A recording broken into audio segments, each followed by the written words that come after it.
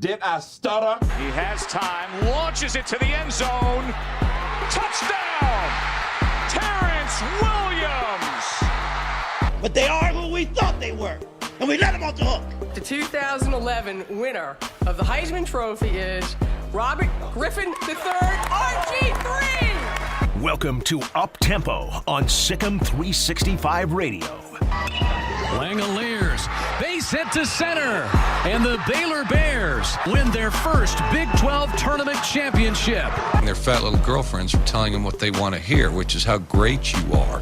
I'm a man. I'm 40. Call us on the Impact Health Labs caller line at 254-339-1122. Hello? You play to win the game. Yep, just ready for OU. You can't handle the truth. Here's Drake Toll. All right, welcome into the Petty Clinic Low T Bears Den. It is Wednesday, folks. Up tempo for your Wednesday. My microphone broke, Armstrong. I don't know. I don't know what's going on. Can you hear me okay? Can everybody hear me? I got you loud and clear in the old Mickey Mouse in your I chair. got myself not loud, but clear, I guess. It is, it's Final Four week. Two more tickets have been punched in the Final Four. You're loud and clear. Do we actually know what this does? Does anybody know what this thing does? Is this all for show? What is this for? It's called a pop filter. What does Actually? it do? It's called a pop filter. And when you It's not legal in Texas. when you make pee noises or stuff where you explode air out of your mouth. Keep it mature. Pop, pop. Exactly. There it is. The air shooting into the mic messes with the sound. No Are you telling me way. I'm going to have to hold it right So, here like, the if you rest turn of the show? I thought maybe it would sound like pop music. Interesting. Okay, you learn something every. You're you welcome. learn something new every day on Up Tempo. All right, Impact Health Labs call line 254-339-1122. Baseball got a win last night. It's a big day, big week in Baylor athletics as the men compete in the Final Four against Houston this weekend. Oh, I don't know if you watched any basketball last night, my friend. I watched something. It wasn't basketball. It was a massacre. I am not happy, Bob. Not happy. You know, it was a fun run. It was a great, great run to the Final Four, and I think Baylor's gonna go to the national championship. I think Baylor beats Houston, hang the Final Four banner. Right. About Gonzaga, I think we need to have a talk about Gonzaga. Houston, we may have a problem. we may have a real problem. We may have actually 4 problems. Timmy, Kispert, Suggs, maybe 3. Who am I missing? All 3 of those guys are problems, among other problems. The Ayayi guy who's just insane now. Dude, it's gonna be big problem. It's gonna be a problem. Physically large problem. I got a problem. I got 99 problems, and 98 of them are on the Gonzaga basketball team. Yes.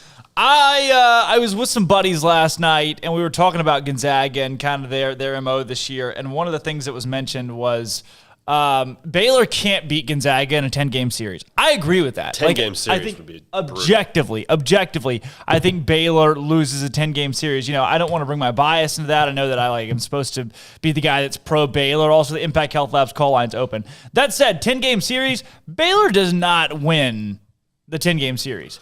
But a one-game series? One-game series. When you get, hey, it's anybody's shot. You just got to be the best for one day for 40 minutes. Yeah. Like, that's it. Gonzaga could be the best team for the other 23 hours and 20 minutes, but if Baylor can play just better for those 40 minutes, which I get that's way too simple. Like, it's not that simple. I understand that. But it really does come down to, I mean, UCLA's in the Final Four. Can we talk about that? Like, UCLA probably wouldn't beat any of these teams in a 10-game series. And they've just found a way to win and win and win. Not impossible. Not impossible, all right? Not impossible. I think Baylor has some matchups that favor them. There's some things that do favor Baylor, but I would say it's not the majority at this point. If UCLA beats Gonzaga, hang the banner. Mm-hmm. Hang the banner. The Baylor Bears are national champions, crowned kings of the world. I will also tell you, I don't know what's going on today. I can't hear myself. Really? No. You can't hear? Could you hear callers, you think, then? I bet I can hear callers, like very, very faintly. Yeah, I can't. Nothing. Really? I got you. You sound good in mine. It's distant. It's very something distant. with your connection. Well, darn it. Well, geez, we'll have to figure. And this broke. We're just technical difficulties all day today. I want to know though. That's kind of the topic of the day. Final four wise, Baylor plays Houston this weekend. We're gonna break that down a little bit. Obviously, Quentin Grimes is one of the better players in the nation. He's gonna be a force to be reckoned with this weekend. But Gonzaga, Kispert, Timmy, Suggs, Ayai. They are so good at basketball. Colt tweeted it. Colt Barber was like, happy, Bob. Yeah. Not happy. I'm not happy. Colt tweeted it and was like, look, Gonzaga he retweeted it. Somebody tweeted it. It was like, Gonzaga, they're the best team in the nation. They're on their march for history right now. Why don't we celebrate that? Like, let's just celebrate how good Gonzaga is. It's not like if Kansas was this good, I would be like, no. I want them to lose. But can't we just celebrate Gonzaga's success? No. Why? Because we have a dog in the fight. Because we all have a dog in the fight. If Baylor got bounced in the Sweet 16 or the Elite Eight, it'd be like, well, dang it, let's lick our wounds and let's watch history for Gonzaga. But we have Baylor, who's also on their own march for history. Like, I want to celebrate that. I think that's where celebrating, at least from where we're sitting, more so than Gonzaga. I think, like I said, if we had a dog out of the fight, or excuse me, if our dog was not in the fight, Gonzaga would be more appreciated. Also, there's their non-conference, or excuse me, their conference schedule really just horrendous. Still is a thorn in my side. Horrendous. They played a great non-conference, though. A really solid non-conference. Their conference schedule, nobody. Here they made it to the NCAA tournament, though. We talked about it. They're going to see good competition, but if they start rolling through good competition, it's over. They're rolling right now. They're rolling. I mean, I've been the guy who's been like, hey, Baylor fans, puff out your chest, have some confidence, feel good, feel like you're going to win the whole thing. I still stand by that, but after watching Gonzaga last night, I'm like, all right. Okay. Well, okay, let's keep some humility here before we play Gonzaga. not lacking confidence. Let's keep some more humility and just understand that we're probably going up against one of the best teams to ever play the sport of basketball. That said, if there is a team that is left in the NCAA tournament that could beat Gonzaga, who would it be? It's got to be Baylor, right? It's Baylor. It's got to be Baylor. It's quite right? obviously Baylor. If anybody's going to beat Gonzaga out of this field, it's without a doubt. No doubt in my mind, it's Baylor. That said, if there's any team in the country that can beat Gonzaga, who is it? It's got to be Baylor. It's got to be Baylor. And the New Jersey Nets. I bet the Nets could probably beat Gonzaga. Nets could probably, the if they're Lakers healthy. could give them a run for their money. However, I think Gonzaga could go toe-to-toe with a couple NBA teams. Yeah. I think they could take them in a one-game series. That's the thing. That's the thing. This is not a 7-game series between Baylor and Gonzaga. Yeah. If it was, I'm worried. I'm not happy, Bob. Not happy. But it's one game. It's one game. You got to play your very best game. Maybe hope they have a B or B- game. Baylor wins. Yeah. And also if Baylor's depth plays well, because that's been the differentiating factor for Baylor all season long, is if their guys off the bench, if Matthew Meyer plays well, if they can get 6 or 7 from Everyday John, if they can have Mark Vital have a little more scoring output. Like if Baylor is on their P's and Q's all the way down the roster, then you're thinking, okay, Baylor, this matchup then favors Baylor, because then it's like, okay, well, maybe we don't have, the exact matchups we want from a talent standpoint and from other things that maybe Gonzaga has over Baylor. But if Baylor can beat them with their depth, that I think will be the great equalizer for the Bears. Shoot us a text, 254-339-1122. Marshall Burns says, good morning, fellas. Says, dude, for real, Gonzaga does worry me. I see. Yeah. I have been questioning their legitimacy all year long. Just that how real can Gonzaga be? They played Pacific, San Francisco, St. Mary's, who's down this year. It's like, all right, whatever. Right. But now, USC analytically is one of the top 10 teams in the country. Yeah. From an analytic standpoint, strictly, top 10 team in the country. They were underseeded at 6. Yeah. Dude, I thought they were going to give Gonzaga a run for their money. They're going to win. I thought, okay, USC's long. USC's got a lot of talent. Like, all things considered, I was like, USC might have even a better matchup for Gonzaga. And then Gonzaga just absolutely, it was never even a game. And it got to 13 at one point. It was never even remotely close. They just bounced their head off the canvas. It was gross. I hated that. No bueno. Not happy, Bob. Not happy. 254-339-1122. Marshall also says, honestly, I believe we're going to get the best matchup possible. I can't wait. Gonzaga versus Baylor just sounds right. Bears by Fitty, Marshall Burns. We're getting ahead of ourselves. Mm-hmm. Baylor still has to beat Houston to make it to the national championship game. Folks are overlooking that a little bit. I am overlooking that a little bit. I think Baylor's going to beat Houston. I don't know about handedly, but people are looking also at the fact that Houston hasn't really played anybody in the NCAA tournament yet. Mm-hmm. And I think, we deserve Baylor Gonzaga, right? Mm-hmm. Everybody and their mother was robbed of Baylor Gonzaga back in October. And now that we have this, on the biggest stage, they're both in the Final Four. Gonzaga is going to just abuse UCLA. We think Baylor should probably beat Houston by 8 to 10 points. They're on a crash course for one of the games of the century. I know we say game of the century all the time, but this really would be the game of the century. And I think it's what people deserve. Historically, no two teams have been 1-2 for an entire, in which it wasn't the entirety of the season because Illinois snuck. Illinois and Michigan both were right there with Baylor, but they were 1-2 for months. And it was, when are one of these two teams going to lose? What it took was a massive COVID pause for Baylor to lose. Yeah. And now it's a question of, okay, you get the matchup. Everybody. When's the last year that you can remember where there were two teams? Just going toe to toe. Only two teams. Because this year it's been Baylor, Gonzaga, and the field. And you keep thinking like, okay, but when March comes, it won't be like that anymore because it just makes sense that either Baylor or Gonzaga, they're going to slip up somewhere. There's no way those two teams meet the national championship. And here we are with that as like an actual, okay, in what other reality? What other realm? What other timeline did this not happen? Because how are we alive for the timeline that we might get what we want? Yeah, I think maybe even COVID has perpetuated that. The fact that COVID, I think, has benefited these blue bloods and these teams that are just far and away better talent-wise. But you're so right, because they've been getting everybody's best shot every single game. You don't think Gonzaga had the biggest target on their back for every single game in this tournament? Same with Baylor. It's kind of a special, almost poetic tournament in the sense that we're going to have these two powerhouses that have been the main event for every single game this season on a crash course to play for the national title. I think it's just right. I think it's what, like we said, it's what the people deserve. But man, I hope this game happens. We're going to get what we asked for.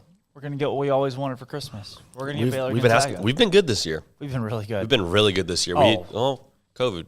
I am so worried about Gonzaga and UCLA. I'm so worried. If I'm UCLA, I just feel bad for those guys. I just feel bad. I keep saying that, but they keep winning. I thought I didn't even pick them to win the first or the what is it? First four in, last four in. I thought they were going to lose Michigan State. Yeah, and they very well could have. They went back and forth with Michigan State for a little bit, and they just continue to find a way to what? Somebody mentioned 0.88% of brackets had UCLA in the Final Four, which is actually more than I thought would have. Yeah, that's actually pretty decent. Four. Yeah, that's a solid number of brackets. That said, along with that, most of the folks are commenting they thought it was going to be Michigan State. They were just picking because when it says UCLA, Michigan State, they're just picking through the games. That's so they're like, oh yeah, I like Michigan State to go the whole way. They're just picking all the way to the Final Four. So of course it's a higher number because there were two teams there. So it's even less people thought UCLA would actually be. Oh yeah, far less than 0.88%. But here they are. And speaking of here they are, here he is, Steven from Virginia on the Impact Health Labs call line. Steven, I'm going to crawl under this table and see why I can't hear anything, but talk to us, bro. So I just want y'all to know that I called on the show last week and told everybody to take this bet that I took, and that was UCLA to the Final Four. And if you took it like I did, you would have made about 5 times whatever you bet. Is that real? Did you really bet that, Steve? Is that real? I bet $10 and I won $50, and then I bet on the money line and the spread, and I won another $50 on the money I put on both of those. Did you actually tell us on this show to bet UCLA? Did you actually tell us UCLA to the Final Four? Is that real? I'm not lying to you. Was it on this show? Go back and find this film. I have enough time today. I can do it myself, but I promise you I did. There's Just no like I way. told y'all to take UCLA in the play-in game and over BYU. What? Wow. Steven told us UCLA to the Final Four? If so, we're going to make a lot of money off of this. That's crazy. That would be wild. He also is the only person, I think, to predict a final score of a Baylor basketball game to a T. Yeah, the freaking first one we did, too. I was like, all right, we'll give some stuff away. Steven, we have not given anything away since you won everything. Wait. We're all out. Please There's find the nothing film. else to give away, man. We're all Please out. find the film on Except this. for Cam. Cam's getting a shirt. Steven, if you find that clip, I promise. Cam is. Are you getting that to Cam? Yeah. Okay, good deal. Yeah, I got him. Steven, I can't believe you picked called UCLA that? on this show. There's no way. I want to believe you. I can go back and find the clip. I called in. It was either Monday or Tuesday of last week. I can find it. I will. I promise you I will. But I do want to say, JD just said the smartest thing I've ever heard him say on this show. If Baylor and Gonzaga play in this national championship game, it is absolutely a game of the century. And we don't get game of the centuries in college basketball the way we do in college football. Mm-hmm. And in college football, we haven't had a game of the century since USC and Texas in the Rose Bowl. This would be the two best teams in the country all year. They started off each ranked number one in different polls. Yeah, I mean, they bet in the final. But how rewarding is that we waited all year and we argued with people all year if we get that game. So I'd be very excited. Gonzaga is going to have to face a UCLA team that really Mick Cronin. I also said this on Twitter, and I'm sure you can find this on Twitter. Mick Cronin makes the Bruins 1,000 times better than they ever were under Steve Alford. Ever. Steve Alford was one of the worst things to ever happen to UCLA basketball. And Mick Cronin wants to be there. And he's perfect. And a Mick Cronin team always plays tremendous defense. And people didn't think UCLA could play defense because their numbers were not good this year. But Mick Cronin is a great defensive coach. Great defensive coach. Always had great teams at Cincinnati. Always played really tough. They almost beat Kentucky the year they were undefeated in the 8-9 game or whatever. And UCLA will play Gonzaga tougher than USC did. But I don't know if they can score with Gonzaga. It might be tight for the first half, but I would say Gonzaga is going to roll away. I watched a lot of UCLA this year. I feel confident in saying that Gonzaga could beat them. But if Johnny Juzang comes out and has 28 and number 4, Vasquez comes out and hits some threes, they're really tough to beat. And Tiger Campbell has stopped shooting threes, and thank goodness, because he only shoots about 25% of them. So that could be a really good game, too. So, Steve, my question is, really great. Steve, how did you pick UCLA to the like? What was the reasoning behind UCLA to the Final Four? Because I'm, like everybody else in the studio, baffled right now. Okay, so first I picked them over Michigan State because I thought Michigan State I thought Michigan State truly shouldn't have been in the tournament. I thought Michigan State took a spot that St. Louis should have had, but St. Louis lost to Minnesota, and you can't lose a game like that if you're a mid-major.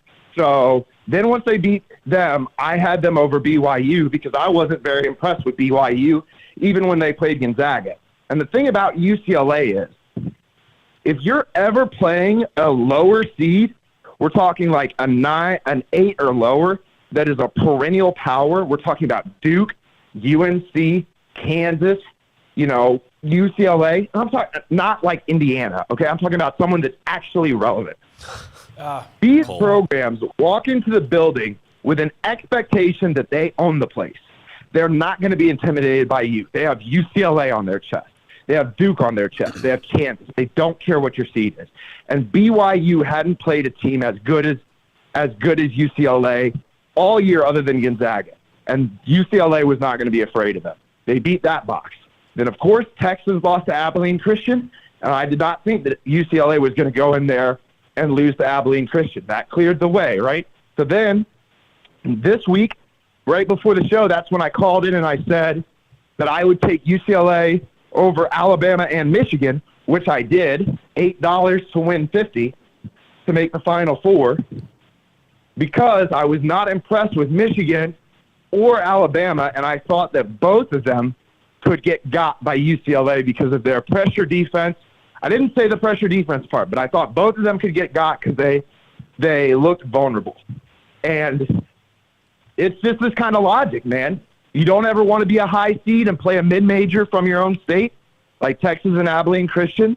or Illinois and Loyola Chicago, and you don't ever want to face a really low-seeded, like, super major program. And that's going to be – UCLA is not going to walk into that building on Saturday intimidated by Gonzaga. Gonzaga going to have to go on one of their runs and stifle them. Stephen, Bear Games question today, and this is right on par with what you're talking about with Gonzaga. What's it going to take for Baylor to beat Gonzaga? If that happens. I was really impressed. I was really impressed with Gonzaga's defensive effort last night. That's the best defense I've seen them play all year. But it's going to take Baylor hitting their threes at the same rate they did at Arkansas, but playing the same kind of defense that they did against Villanova. They played great defense against Arkansas, don't get me wrong, but there was a period in that game, especially when Davion Mitchell wasn't in, that if they missed the first shot, they would get the offensive rebound and they would find a way to get a bucket out of that trip down the floor. And that was a high-scoring game. I mean, if you had bet the over, it still hit, and the over was set at 149, and that's a really high over in an NCAA tournament game. So the way I look at it, Baylor would have to play their best defensive basketball. Davion Mitchell would have to stay out of foul trouble, and they would have to hit their threes at a 40 to 50% rate. Also, Steven, tickets are plummeting right now. $574 on StubHub. Do you have tickets? That's down from 1,087. Oh, okay, wow. Why are they plummeting? Because of UCLA? No, it's Houston Baylor. Oh, Houston Baylor? No way. Yeah. Finding Dory or Monsters University, Stephen? We got to get over to G-Dub. Finding Dory, and also those tickets are plummeting, and I wish I had bet more money on UCLA because that would have been a free trip ticket. Incredibles or Toy Story 2? Toy Story 2 permanently scarred me as a child. I couldn't think of a grown adult stealing my toy and taking my joy for no other purpose of putting it in a glass case. That really upset me at the time. And The Incredibles is the best Disney Pixar movie of them all. Yep. No gaps. All right, thanks, Steven. Later, guys. I'm sending you that clip. Nice. You better. Yeah, golly. But a little G-Dub action. I can't believe he called UCLA. That was wild. That I'm is really so excited to see insane. this clip. G-Dub, what's going on, my man? Happy Wednesday. What's up? Hey, I was going to ask all this yesterday. Here's my football question. Oh, sweet. Okay. So assuming every single digit gets their number back, there are two single digits left over. Who do you think gets those two other single digits? Because Brewer had 5 and Lovett had 7. Yeah, that's a good question. I don't know. Do you have an answer? I don't even know if I have an answer here. I think you've got to look at Terrell Bernard. He's already got one. He's 5. Well, because he has 2. Yeah, Wow. I think Dylan Doyle. Ebner. I was thinking Ebner, but he was Ebner's 1. Yeah, one. he's got 1. I was thinking 25 Ebner, but he's not 25 anymore. I think Dylan Doyle is a pretty safe bet. I think he'll probably get a single digit. Shout out to our father Jack Wheeler, who's a big DD all day Dylan Doyle fan. I think Dylan Doyle gets one, and then in terms of someone else, golly, maybe you look at a guy like Ika. That'd be a slimming to give him a single digit number, depending on what he does in spring ball. I'd love to see him at number 5. Your quarterback? Well, I don't know if they. whoever wins the quarterback battle, I'm pretty sure gets one. I don't know that they'll give it to a quarterback just because I think this battle will go for a while. Like I think maybe it'll go into. Well, I guess in fall camp they'll probably give out single digits too. So I would hope a quarterback will get it. I don't know that they will because I don't think there's a clear leader in the clubhouse just yet. Yeah. Well, actually, no, I lied. I said Jacob Zeno was a clear leader about a week ago. No, Rauschenberg. I don't know. What about a guy like Cheedy? Yep, I'm looking at Cheedy. I think it's possible. Franklin. TJ Franklin could be a guy too. He could be another guy that gets one. That's a really good question though. I think Dylan Doyle and then either Ika, Franklin, Cheedy. Yeah. I'd be surprised if a quarterback got it. Let's just say that because I think they want to keep it competitive. And if you give a guy a single digit pretty early on, even in fall camp, if that battle's still going and someone gets a single digit, like That's pretty much it. You're pretty much saying, hey, he's the starter unofficially. Yeah. What do you think? Do you have any guys in the clip, G-Dub, that you like? I like, Apu, the LSU transfer, because I always like seeing the big guys with the single digits. I like that. And then probably, I would say Gavin, but he already has one. Mm-hmm. RJ already has one. A lot of receivers have it. Tyquan has one. Estrada? Yeah, Tyquan has one. Let's go to the LSU transfer, and what about never mind. Obi's not going to start. Yeah. I don't know. I think it's something you never know. You don't know. You know what? Kalen Barnes. Boogie. That's what I He'll was just get thinking. one. Boogie. Him and Dylan Doyle. Lock me in for those two.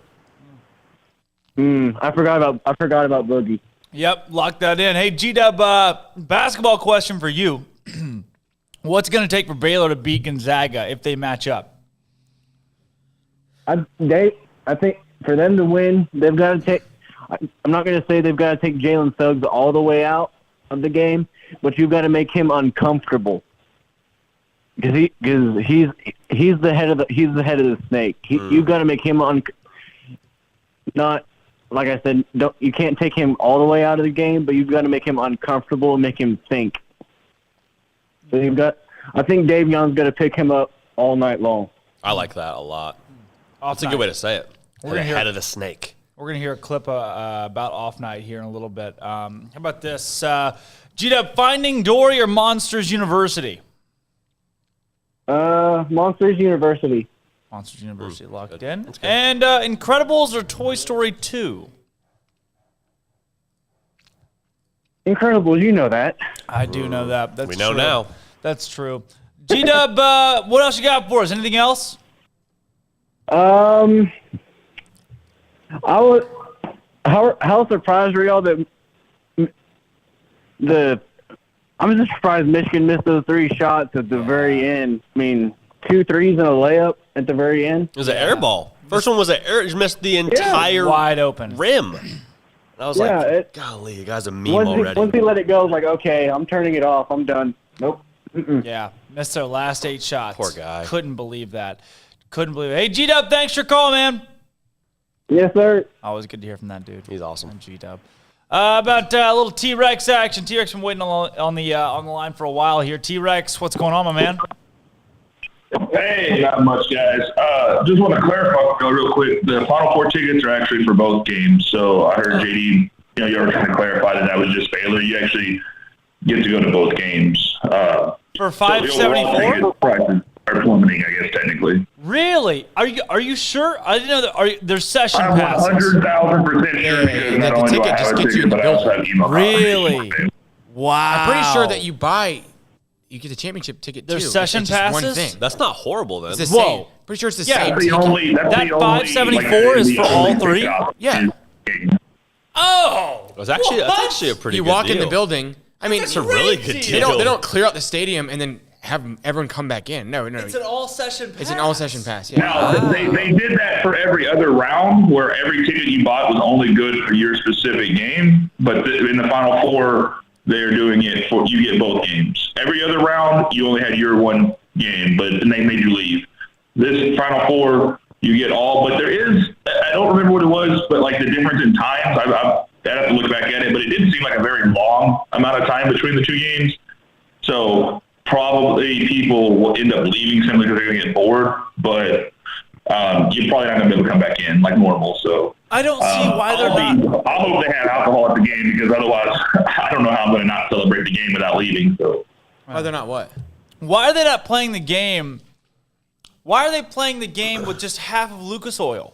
Why don't they put the court like the fields going? I really don't understand that because that's not only limiting tickets, but also, I mean, I guess like it technically could provide a better vantage point, but you're cutting tickets in half for the Final Four, and the ticket's good for both. So then really you're cutting tickets in half again if you think about it. From like a standpoint of That's a who's fourth. going to go to what game. 'Cause I can't sell my ticket after the Baylor game. Like, I can't be like, hey, UCLA fans standing outside, you want to use half my ticket? Yeah, I can't do that. I wish I could, because I would say, screw it, I don't want to watch kids back in UCLA. I'm going to make $500.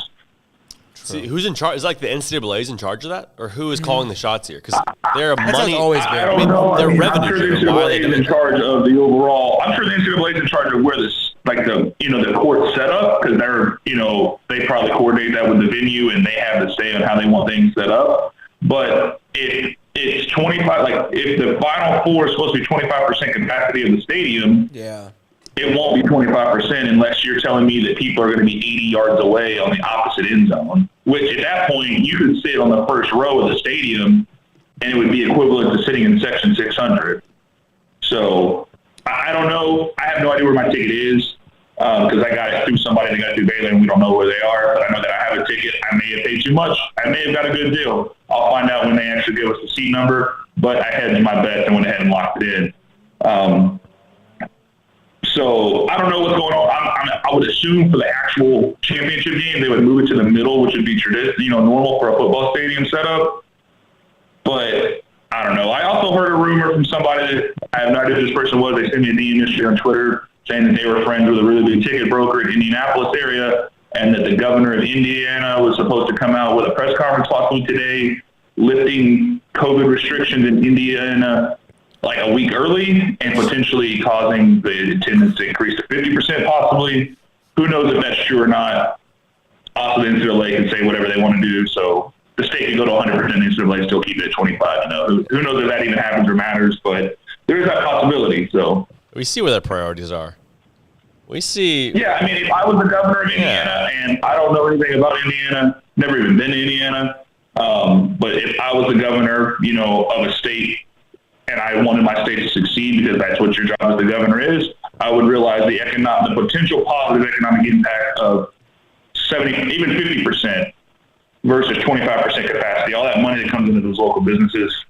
Just saying. But hey, I don't know, man. I live in Texas. So. Do I want to sit in the nosebleeds of Lucas or of an NFL stadium to watch a basketball game? There's a really good article. It was in the Wall Street Journal a couple years ago about they sent their sports reporter and bought him like the worst ticket at the Final Four, and he writes about how he can't see. He's like, is that a ref or a player? I can't tell. Oh no! Yeah. No. So I mean, that's going to be the thing. That's going to be what a lot of the tickets. I mean, there's 6 levels from what I just looked at. I mean, they go up because you can get 100, 200, 300, 400, 500, 600 level. Their total capacity is in the 80,000. So potentially 25% would be about 17.5 if I did my math right the other day. So, but you're spreading out 17,000 people across an 80,000 person stadium. So there's going to be a lot. I mean, most of the tickets, if you go on StubHub right now or Ticketmaster, almost every single ticket that's available is 500 or 600 level right now. So I'm hoping my tickets aren't up there because they came through the school and I got them through somebody that hopefully donates enough to where it has an impact. But you know what? At the end of the day, I'm going to be there. I made the decision. Can't go back on it now. So if it makes sense, it makes sense. I go to KU every year, man. So, there's no bad season in KU, but, I paid probably half the cost last year to go to the KU game. Hell, this year to go to the KU game, then I paid for this Final Four ticket. So, I ain't too mad. Let me know how to find a ticket, T-Rex. Hey, you win that group lottery, man. I believe in you. Are you in the lottery? From another school. Lottery. For hey, thanks for your call, T-Rex. Yeah. Wait, Bear games. Yeah, Bear games. So I want to talk about Disney. Gonzaga, what is it going to take if Baylor meets them to beat Gonzaga? Who's Gonzaga? I thought we played Houston on Saturday. I like it. Wow. That was an if. It was an if, but I see what you're doing. Hey, if ifs and buts were candies and nuts, then I wouldn't eat it because I don't like nuts. Every day will be Dunkerfest. Yep. Nice. Yeah. All right. Peanut butter is good to go, though. Gonzaga or Finding Dory or Monsters University? Gonzaga or Monsters University? Gonzaga is Monsters University. I'm going to go with Monsters University because I really hate Ellen DeGeneres. I think she's a piece of crap. All right. Laser guns. She honestly, though, you've seen all the stuff. She's not a very good person sometimes. Toy Story 2 or The Incredibles? Oh, man. That's a tough one. I only saw Incredibles like 2 years ago, maybe 3 years ago, right before the sequel came out, which I apologize to the world for that. But that's why you get a girlfriend, and she makes you go watch that, and it fixed my life. So I'm going to go with Incredibles because it was a great memory. We watched it in 4D, the seats moving and shooting mist in your face. It's pretty cool.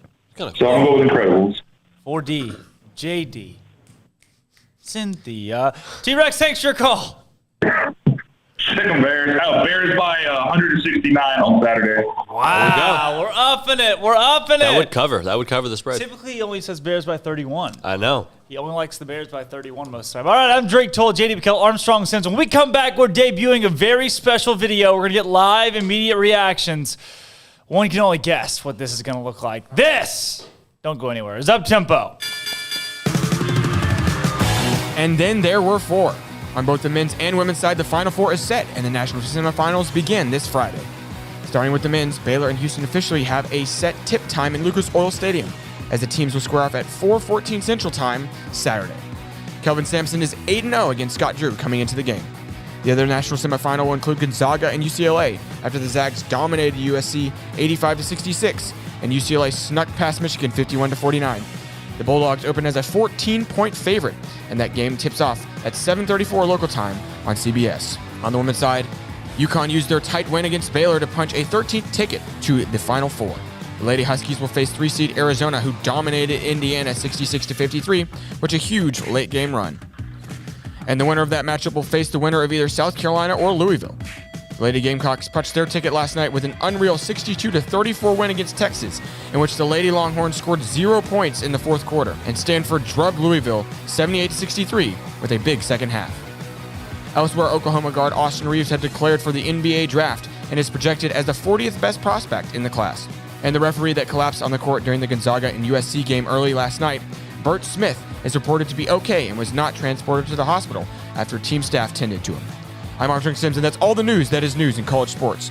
This has been Armstrong's Minute on SicEm365 Radio's Up Tempo. With your Ram truck from Allen Samuels, you may not have to plow through snow and mud or pull heavy loads, but you could. During the Big Finish year-end event, you get a Ram deal like no other. Employee pricing for all, 0% for 84 and no payments for 90 days. Ram 1500 Lone Star for Christmas. No other truck comes close. And ask about Big Finish pricing on Ram Heavy Duty and Ram ProMaster for your business. Happy holidays from Allen Samuels. How did Edward Jones become one of the biggest financial service companies in the world? By not acting that way. Financial strategies, one-on-one advice, it's a big difference. And that's why Brad Wilson, your Edward Jones financial advisor, makes sense of investing. Experience the difference for yourself. Brad Wilson, 250 Sharon Drive in Woodway, 254-776-4337. Edward Jones, member SIPC. At Ideal MRI, we feel blessed to be a part of the Waco community. We're a small family business right here in Central Texas, and our goal is to bring down the cost of healthcare while maintaining high quality. At times like this, the cost of healthcare has never been more important, and unfortunately, significant illnesses and injuries still occur. That's why Ideal MRI is open and here to serve you through the difficult time. We offer premium MRIs just like a hospital with state-of-the-art technology and specialists, but you'll pay less. Sometimes thousands of dollars less, whether you're using insurance or not. At Ideal MRI, we accept most insurance and there are no hidden costs. Even offering financing if that's needed, everything included in the price, and you'll not get something as a surprise in the mail later on. If you need an MRI, ask your doctor about Ideal MRI. They'll know. You can schedule an appointment safely from home online in minutes at idealmri.com or give us a call, 833-IDEAL-MRI, idealmri.com. Texas Farm Bureau Insurance has protected fellow Texans with auto, home, health, and life insurance since 1952. With more than 260,000 square miles of land and 27 million people, that's a lot to cover. Whether you're wrangling cattle or wrangling kids, we're proud to protect Texans in all Texan ways of life. Stop by and see our agents at one of our 3 McLennan County locations. Coverage and discounts are subject to qualifications and policy terms and may vary by situation. Waco Custom Marketplace is your home for holiday favorites for parties and the time with family. Various specials available in-store and online. A variety of steak gift boxes with 4 ribeyes for $70, 4 bacon wrap fillets for $55, or 4 New York strips for $50, and all come with steak butter. Fall snack box for watching a game or wrapping presents or hosting people at your house, including summer sausage, split horn, and jalapeno cheese and salted crackers for only $35. 2 pieces of lobster tails with herb butter and 2 bacon wrap fillets for $60. Order online or call in advance to ensure availability, or drop by Waco Custom Marketplace at 425 Lake Air Drive. Waco Custom Marketplace has a full-service butcher shop for customized orders or cuts of your favorite steaks or beef tenderloin or specially ordered prime rib roast. Plus, what you want with pork, poultry, seafood, and more. Waco Custom Marketplace, 425 Lake Air Drive in Waco, or WacoCustomMarketplace.com.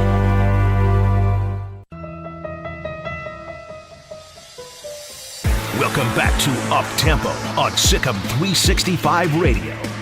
Call us on the Impact Health Labs caller line at 254-339-1122. Sit down, Bob. I'm not happy, Bob. Not happy. Now back to the Bears Den with Drake Toll and J.D. Pickell for the Blonde Boys Power Hour.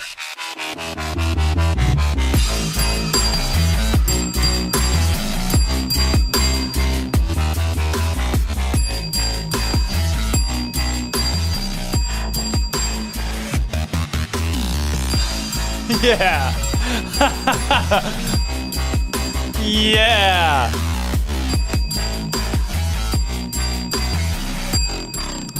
That takes some coordination. The Pickell and Glow T Bears both Den. of y'all. Isn't he so good? That's both of y'all. There's a lot of coordination and rhythm. It's pretty elite. Not every show has that. Not every show has that kind of coordination and rhythm. So it separates the good ones from the great ones. I would tell you, it's not your grandparents' show, but it is. This is your grandparents' show. They called in and they actually bought equity in Up Tempo. The grandparents have a 30% share. I was in Drumline. Were you really? Yeah, y'all know that? In the Nick Cannon movie? Which Yes. one were you? Which one were you? That's the only reason I can change camera angles on rhythm. Were you really in Drumline though? Yeah, I play drums. I played drums my whole life. Really? Yeah. Like drum sets? Drum as set, well? drum kit, and drumline. Wow. All right. Yeah. Is your drum set a guy or a girl? It's a girl, obviously. Yeah. Really? Y'all know that reference? Can't hit a girl. I don't know that reference at all. Step Brothers. But I'll refer to her as her, you know? Really? Yeah, we'll discuss it off She's air. a beauty. I was watching Cops. Why are you so sweaty? I was watching Cops. Cops doesn't go on till 4. Did you touch my drum set? That's it. No TV for a week. Are you out of your mind? It's Shark Week. So much more room for activities. I'm not going to call him Dad. Oh, not even in a fire. Not even if there's a fire. That's so... But Brennan? Sharks to just 1 week. Yeah, right? That's so good. All right, we got some videos here. Video number 1 is, this is first semester freshman year. We got to preface the third video, the premiere video, with the first 2. The first one was... First one's like a dark room. Yeah, okay. Yeah, let's roll the dark room video. Hi, I'm Drake Toll, a candidate for freshman class president, and I promise to bring you professionalism. Baylor football is off to a hot start after a win over CBNF Austin and Waco Saturday. The Bears jumped out early, punching the ball into the end zone twice in the first quarter, then avenging a Lumberjack touchdown with 3 of their own. Passion. Makes a man miss at the 30. He's got some room to the near side to the 40. He's going to take it out of the 50. A little bit more room to the 40. He could go. The 20, the 10, 5, and touchdown! Graylin Arnold all the way on the punt return. And motivation. You can dwell in the past, you can prepare for the future, but you can only live and make a difference in the moment, period. If you have a fire for Baylor, stop, drop, and toll. How about it? Take my vote. Take my vote now. And it won! And it won! Take my vote. Hey, when it works, it works. Defy me. Are you not entertained? If it works, it works. Are you not entertained? You can't argue with results. I was man. entertained. Can't argue I'm with sold. results. See, you didn't see that coming. Like, it's immaculate. I might have legitimately voted for you. I think I had a vote, and I might have voted for you. Wow. I don't remember exactly how it worked. JD was at school. No, freshman, you couldn't have voted for him. I was a grad student. Yeah, but you can't vote for other class presidents. I lied. I would have voted for you though. Wow. You had my vote. But that is. It's something. That was something. The drum beat that. I love your speech. Which you can dwell in the past. That one. Prepare for the future. But you can make a difference in the now. In the moment. And never look back, darling. Distracts from the now. That's clip one. What is that from? Incredibles. Really? Mm-hmm. Edna mode. Wow. So that's clip one. Yeah. My first campaign video, freshman year, first semester. It's been a year and a half since then. I got older. My voice changed. I'm a little bit more up tempo. Yeah. Now this video too is I feel like it's a different world since then. I love it. Now I talk a lot faster. It is a different world. Like I'm a lot. Totally different world. Episode two. This is right after COVID hit, where we campaigned virtually for class offices. Check this out. Hey Baylor family, Drake Toll here, a candidate for sophomore class president, coming to you from what I wish was our campus, but instead it's my bedroom on a Zoom call. So we truly are in uncharted times, and I know the last thing on your mind right now is an election. So I want to take a second to spread some joy, some positivity. Over the last year, my officer team and I have done our very best to make your freshman experience amazing, and I hope it was. I want to continue to lead that, to lead the best, our Baylor students who are the upper echelon. So when voting opens next week, don't forget, if you have a fire for Baylor, stop, drop, and toll.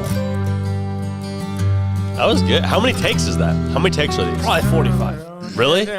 First one's not a lot. That one's like 45 takes.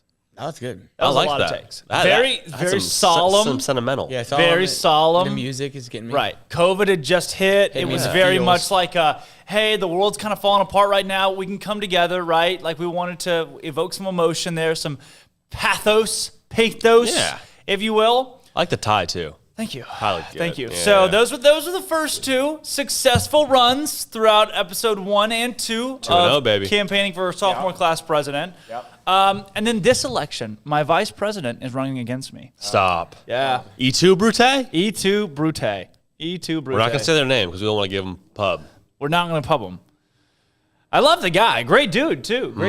Just a very peculiar situations going on right here. Very peculiar. When you're so if like Mike Pence would have run against Donald Trump in this last election for the Republican ticket, if you can see what I'm going for there. A knife and stab him in the back, yeah.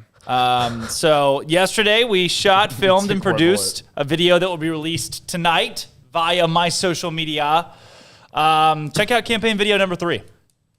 Hi, I'm Drake Toll with facial hair, and while I can tell you why to vote me for a third term as class president, why don't I let these fine random students do it instead?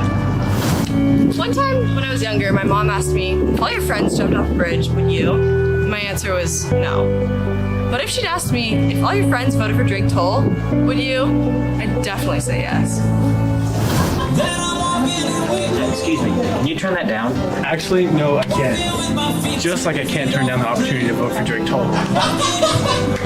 When I came to Baylor, I had really bad acne. But then I voted Drake Toll for class president. You want a bathroom? No. But what I do want is for you to vote for Drake Toll. So don't take it from me. Or do. And vote Drake Toll junior class president. Stop, drop, and toll. I think it's a good take.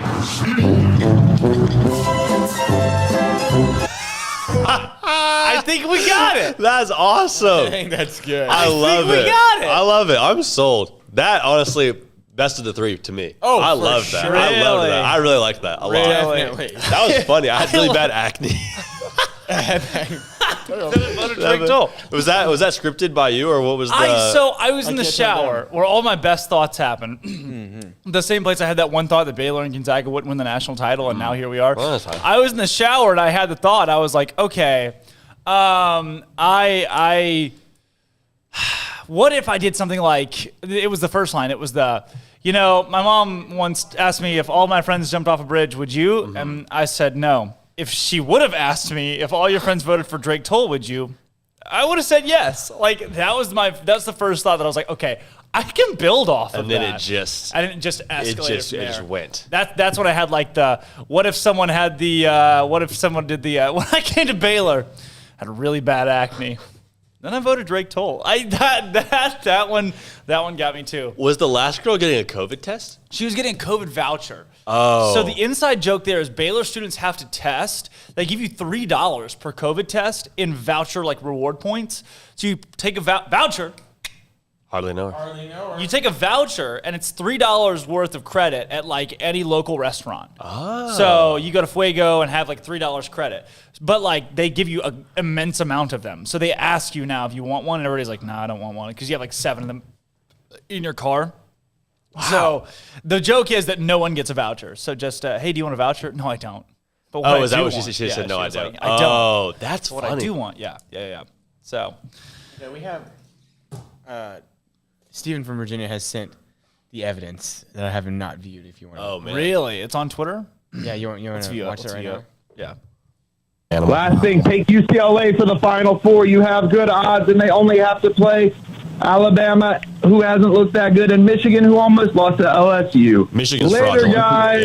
Yep. Bye, Steven. That's actually not a bad call. UCLA could actually make the Final Four. From a play-in game, from the last four to the Final Four. What a story that animal. Last thing. Wow.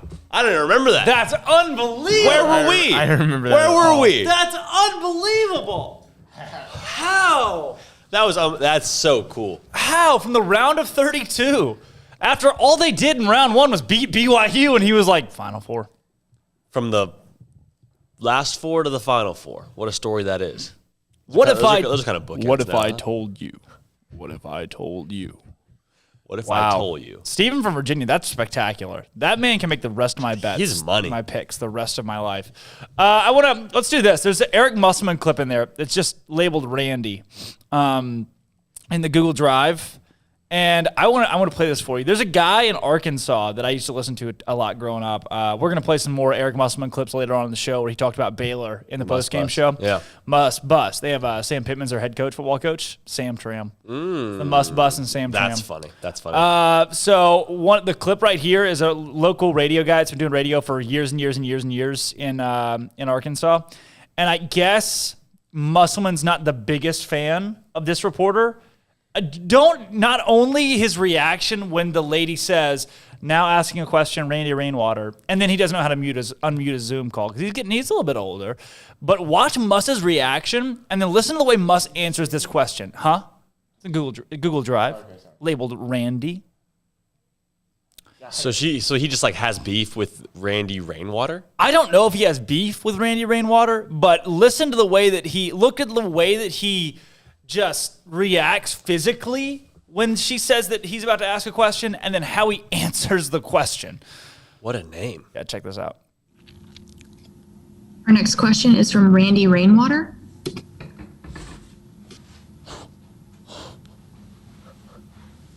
Randy, go ahead and unmute and ask your question. There you go. Eric, talk about the inability to finish at the rim tonight. What do you think was the problem there? The defense of Baylor, or what do you think was the issue finishing at the cup?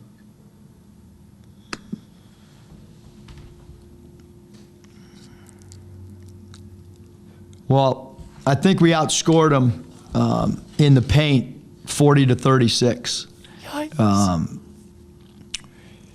Obviously in the second half, we did not shoot the ball or score the ball or convert the ball as well as we would like.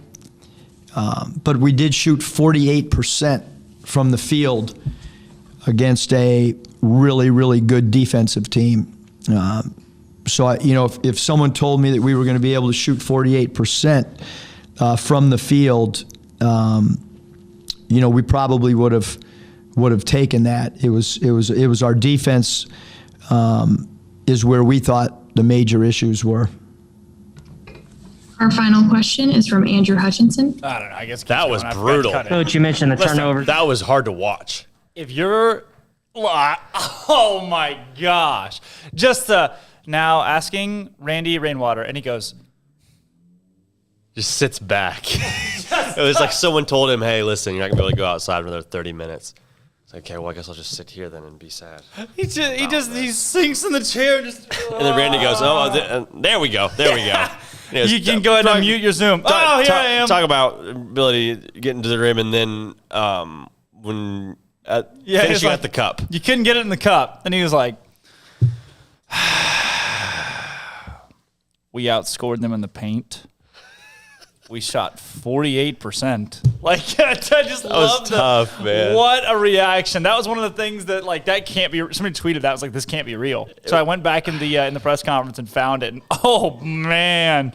Poor guy, man. That's brutal. Guy just lost his bid to the Final Four, and Randy Rainwater's over there asking him why you can't score in the paint when he's outscored Baylor 40-36. Yeah. Which I was surprised by. I didn't realize they had that many more points. Either. I guess because Baylor making it rain from deep. But this is another thing on our Twitter shared file that I wanted to bring up today that I thought you guys would like. This is Hank Turnip. It's Hank Turnip posted it. Turnip. Texas football posted a graphic about Jeff Banks, the offensive coaches. Jeff is the assistant head coach, special teams coordinator, and tight ends coach, which that's a lot. I forgot. Remember, this was when Tom Herman hired like 4 guys for his staff and gave them 7 positions each. Not normal. This says all gas, no brakes, which is Texas did not originate. He's a 2020 national champion. Okay, great. Coached 2018 second-round draft pick Christian Kirk. Okay. Coached 2019 second-round draft pick tight end Irv Smith Jr. Is that what you put on the guy's like graphic for the? Yeah. We just hired a tight end coach. Yeah. He coached second round draft pick Irv Smith Jr. Ever heard of him? That is kind of weird. What is this? Do you have to introduce all the coaches and that would look? You're telling me that he won a national championship in 2020, and that the highlight of his career is coaching Irv Smith Jr. I mean, I know who Irv Smith and Christian Kirk are, but I just don't get why he names them explicitly. Like usually you'll say, "Oh, coached X amount of NFL players," or has X amount of NFL draft picks, and he goes, "No, this guy was actually like a second round pick. He's pretty good. You should talk about him." And also Christian Kirk. And he won the national championship last year, which everybody on that staff did at this point. Right. So that's by the numbers. Jeff Banks, Kyle Umlang comments, "Why do y'all keep making my job so much harder? He's a Texas reporter." Like, this is just awful This is bad. Oh my gosh. You really hate to see Texas, just the way they Texas. They love the Texas, don't they? Yeah, they really. I'll never get it. How about this? Another thing that was brought up this week. You seen that Scott Drew and Jared Butler picture on there? Armstrong, you see that? You ever seen this? No. Yeah. Sure freaking enough. I'm looking at Scott Drew with a much younger Jared Butler. That's in LaPlace, Louisiana. LaPlace. No way. Where'd you grow up? Oh, LaPlace. Where? Is that just the place? That's interesting. So where was that? Do we have any backstory to that? It's LaPlace, Louisiana. Look at Jared Butler. It's in a basketball gym. He filled out a little bit back then. He was a chubby little baby face right there. I was going to say, he's got some extra poundage on the cheeks there. Some poundage for Jared Butler. Scott Drew's got a lot of hair right there, too. Scott Drew's got more hair in that picture than he does today. It's before COVID. Pre-COVID hair. That's pre-COVID Jared Butler. That is pre-COVID Jared Butler. Quarantine was good to Jared Butler. Yeah, man. Don't get it twisted. Growth spurt. I bet he's taller than Scott. This is actually Jared Butler's freshman year at Baylor. Really? Can you imagine? Jared Butler as a freshman. Aged quickly. Scott Drew's aged quickly, and the Baylor performance staff needs a raise. Jeez. Yeah, it's a little picture of Jared Butler. This is just awesome. Some fun nuggets found the last day and a half on Twitter. I want to do green and blank game today. You want to lead it again? Because that was a lot of fun when you did last time. We'll do it. Yeah, just off the dome. Off the dome. Off the dome. Really? Yeah, we're just going to go. How many we need? 5? Yeah, 5 will work. All right, we got number 1 coming in hot. Everybody's favorite. You know what it is, the one that you know and love. You're just stalling. The word is smooth. Ooh, I got mine. And you've got yours. I got mine. I know exactly what his is. I don't know. The first thing that came to my head was smooth moves. Okay, 3, 2, 1. E. Nice. He's literally just looking around the room, and there's a smoothie right there. There it is, baby. There it is. And again, you guys know it's coming. Woo! Everybody knows what's about to happen right now. It's no secret. The next word is light. Oh, that's too easy. Here it All comes. right, Here it we're on the comes. same page here. Yeah. 3, 2, 1. Bowl. Saber. Oh, I do like lightsaber. We were on the Right same. here. bowl. It We was said right bowl. in your grasp. And we're on the very next Light one. I know you sword. guys saw this one coming. This was on the agenda that we sent out last week. The next favorite. We all know what it is. Doctor. Oh my goodness! I hardly even know her. That's what you said. That's what I was gonna say. I was gonna. That's what I was gonna say. What were you gonna say? I was going to say Pepper, but I don't really know her. I was gonna say Thunder. Dr. Thunder. Dr. Thunder. Okay, there it is. There it is. Dr. Pepper knockoff. Doctor, I was gonna say My Eyes. It's Dr. My Eyes. Now, if you don't get this one, you don't watch this show because we've had this one Up. No. Unicorn. Oh. What would I put after that? Oh, I know. I watched the show. Let me tell you. Have you seen the show? I watched the show a lot. I meant more so for our audience that views via YouTube. Because, I mean, we have to. Unicorn. What would come? Okay, no, y'all say what you. 3, 2, 1. Cat. Unicat. I was thinking too deeply about it. Yeah, it's see. It's like what player? I wish I was deeper than that, but this is all very surface level. This is all very surface level. I thought we were talking about like we call a player the unicorn, and then I was like, what? Oh yeah, that would be good. I was thinking way too much about it. Oh yeah, was that 3? That was 3. That's 3. Hey. No, but I know what the last 2 are gonna be. You get the whole seat, but you only need the edge. We are gonna go with knock. Oh yeah. Knock. 3, 2. Mine was out. On wood. Ooh, that's knock. Good. Knock. Oh, all right. Pop. We are the worst. We are simultaneously. Pop what? Pop what magnitude? And then last one, let's go ahead and say spring. Okay. We just need to have 2 for this one. Those are the rules. Okay. I have 2 as well. Okay, I have 2. I have 2. All right. I have 3. We just need to have 3. Oh no. We should have 3. Everybody get 5 answers for this one, and we're gonna roll with. I only have 2. You have 2. Okay. What are your 2, Armstrong? Spring football. Oh. Yep. Spring forward. Ooh. Football and fling were mine. I had springtime. That's a good. Yeah. That's Springboard. Spring chicken. There we go. That's good. I'm Drake Toll, J.D. Pickell, Armstrong Sims. Kendall Cowd of Our Daily Bears joins the show up next to talk all things Baylor men's basketball. This right here is Up Tempo. And then there were 4. On both the men's and women's side, the Final Four is set, and the national semifinals begin this Friday. Starting with the men's, Baylor and Houston officially have a set tip time in Lucas Oil Stadium, as the teams will square off at 4:14 Central Time Saturday. Kelvin Sampson is 8-0 against Scott Drew coming into the game. The other national semifinal will include Gonzaga and UCLA after the Zags dominated USC 85-66 and UCLA snuck past Michigan 51-49. The Bulldogs open as a 14-point favorite, and that game tips off at 7:34 local time on CBS. On the women's side, UConn used their tight win against Baylor to punch a 13th ticket to the Final Four. The Lady Huskies will face 3-seed Arizona, who dominated Indiana 66-53, which a huge late-game run. And the winner of that matchup will face the winner of either South Carolina or Louisville. The Lady Gamecocks punched their ticket last night with an unreal 62-34 win against Texas, in which the Lady Longhorns scored 0 points in the fourth quarter, and Stanford drubbed Louisville 78-63 with a big second half. Elsewhere, Oklahoma guard Austin Reeves had declared for the NBA draft and is projected as the 40th best prospect in the class. And the referee that collapsed on the court during the Gonzaga and USC game early last night, Bert Smith, is reported to be okay and was not transported to the hospital after team staff tended to him. I'm Armstrong Sims, and that's all the news that is news in college sports. This has been Armstrong's Minute on SicEm365 Radio's Up Tempo.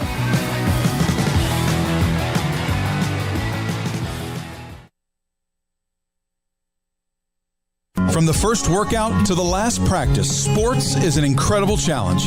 Hi, this is Dan Ingham with the First National Bank of Central Texas, and we're proud to support each athlete, every parent, and our educators. From families, small businesses, to the biggest industry, we're here to help. With remarkable products like First Free Checking, we've got banking ideas that fuel big dreams. The First National Bank of Central Texas. Familiar faces making local decisions. Member FDIC, Equal Housing Lender.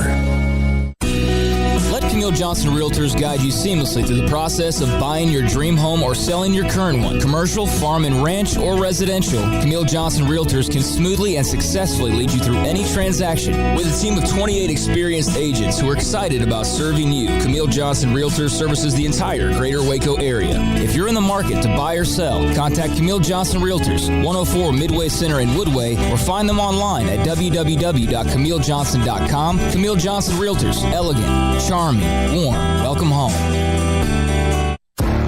Bird Culchin Ford has been in Waco since 1936. Ford, the #1 selling truck in Texas, 43 years running. And Bird Culchin Ford proudly supports high school football in Central Texas. And no better way to tailgate with a Ford than from Bird Culchin Ford. And are there better vehicles to tailgate with than the Ford F-150 or the Ford Expedition? And of course, you can get them new, pre-owned Bird Culchin Ford. Our sponsor of the Ford Tough Player of the Week, locally owned dealership. Online at bkford.com at 1701 West Loop 340 in Waco. Bird Culchin Ford.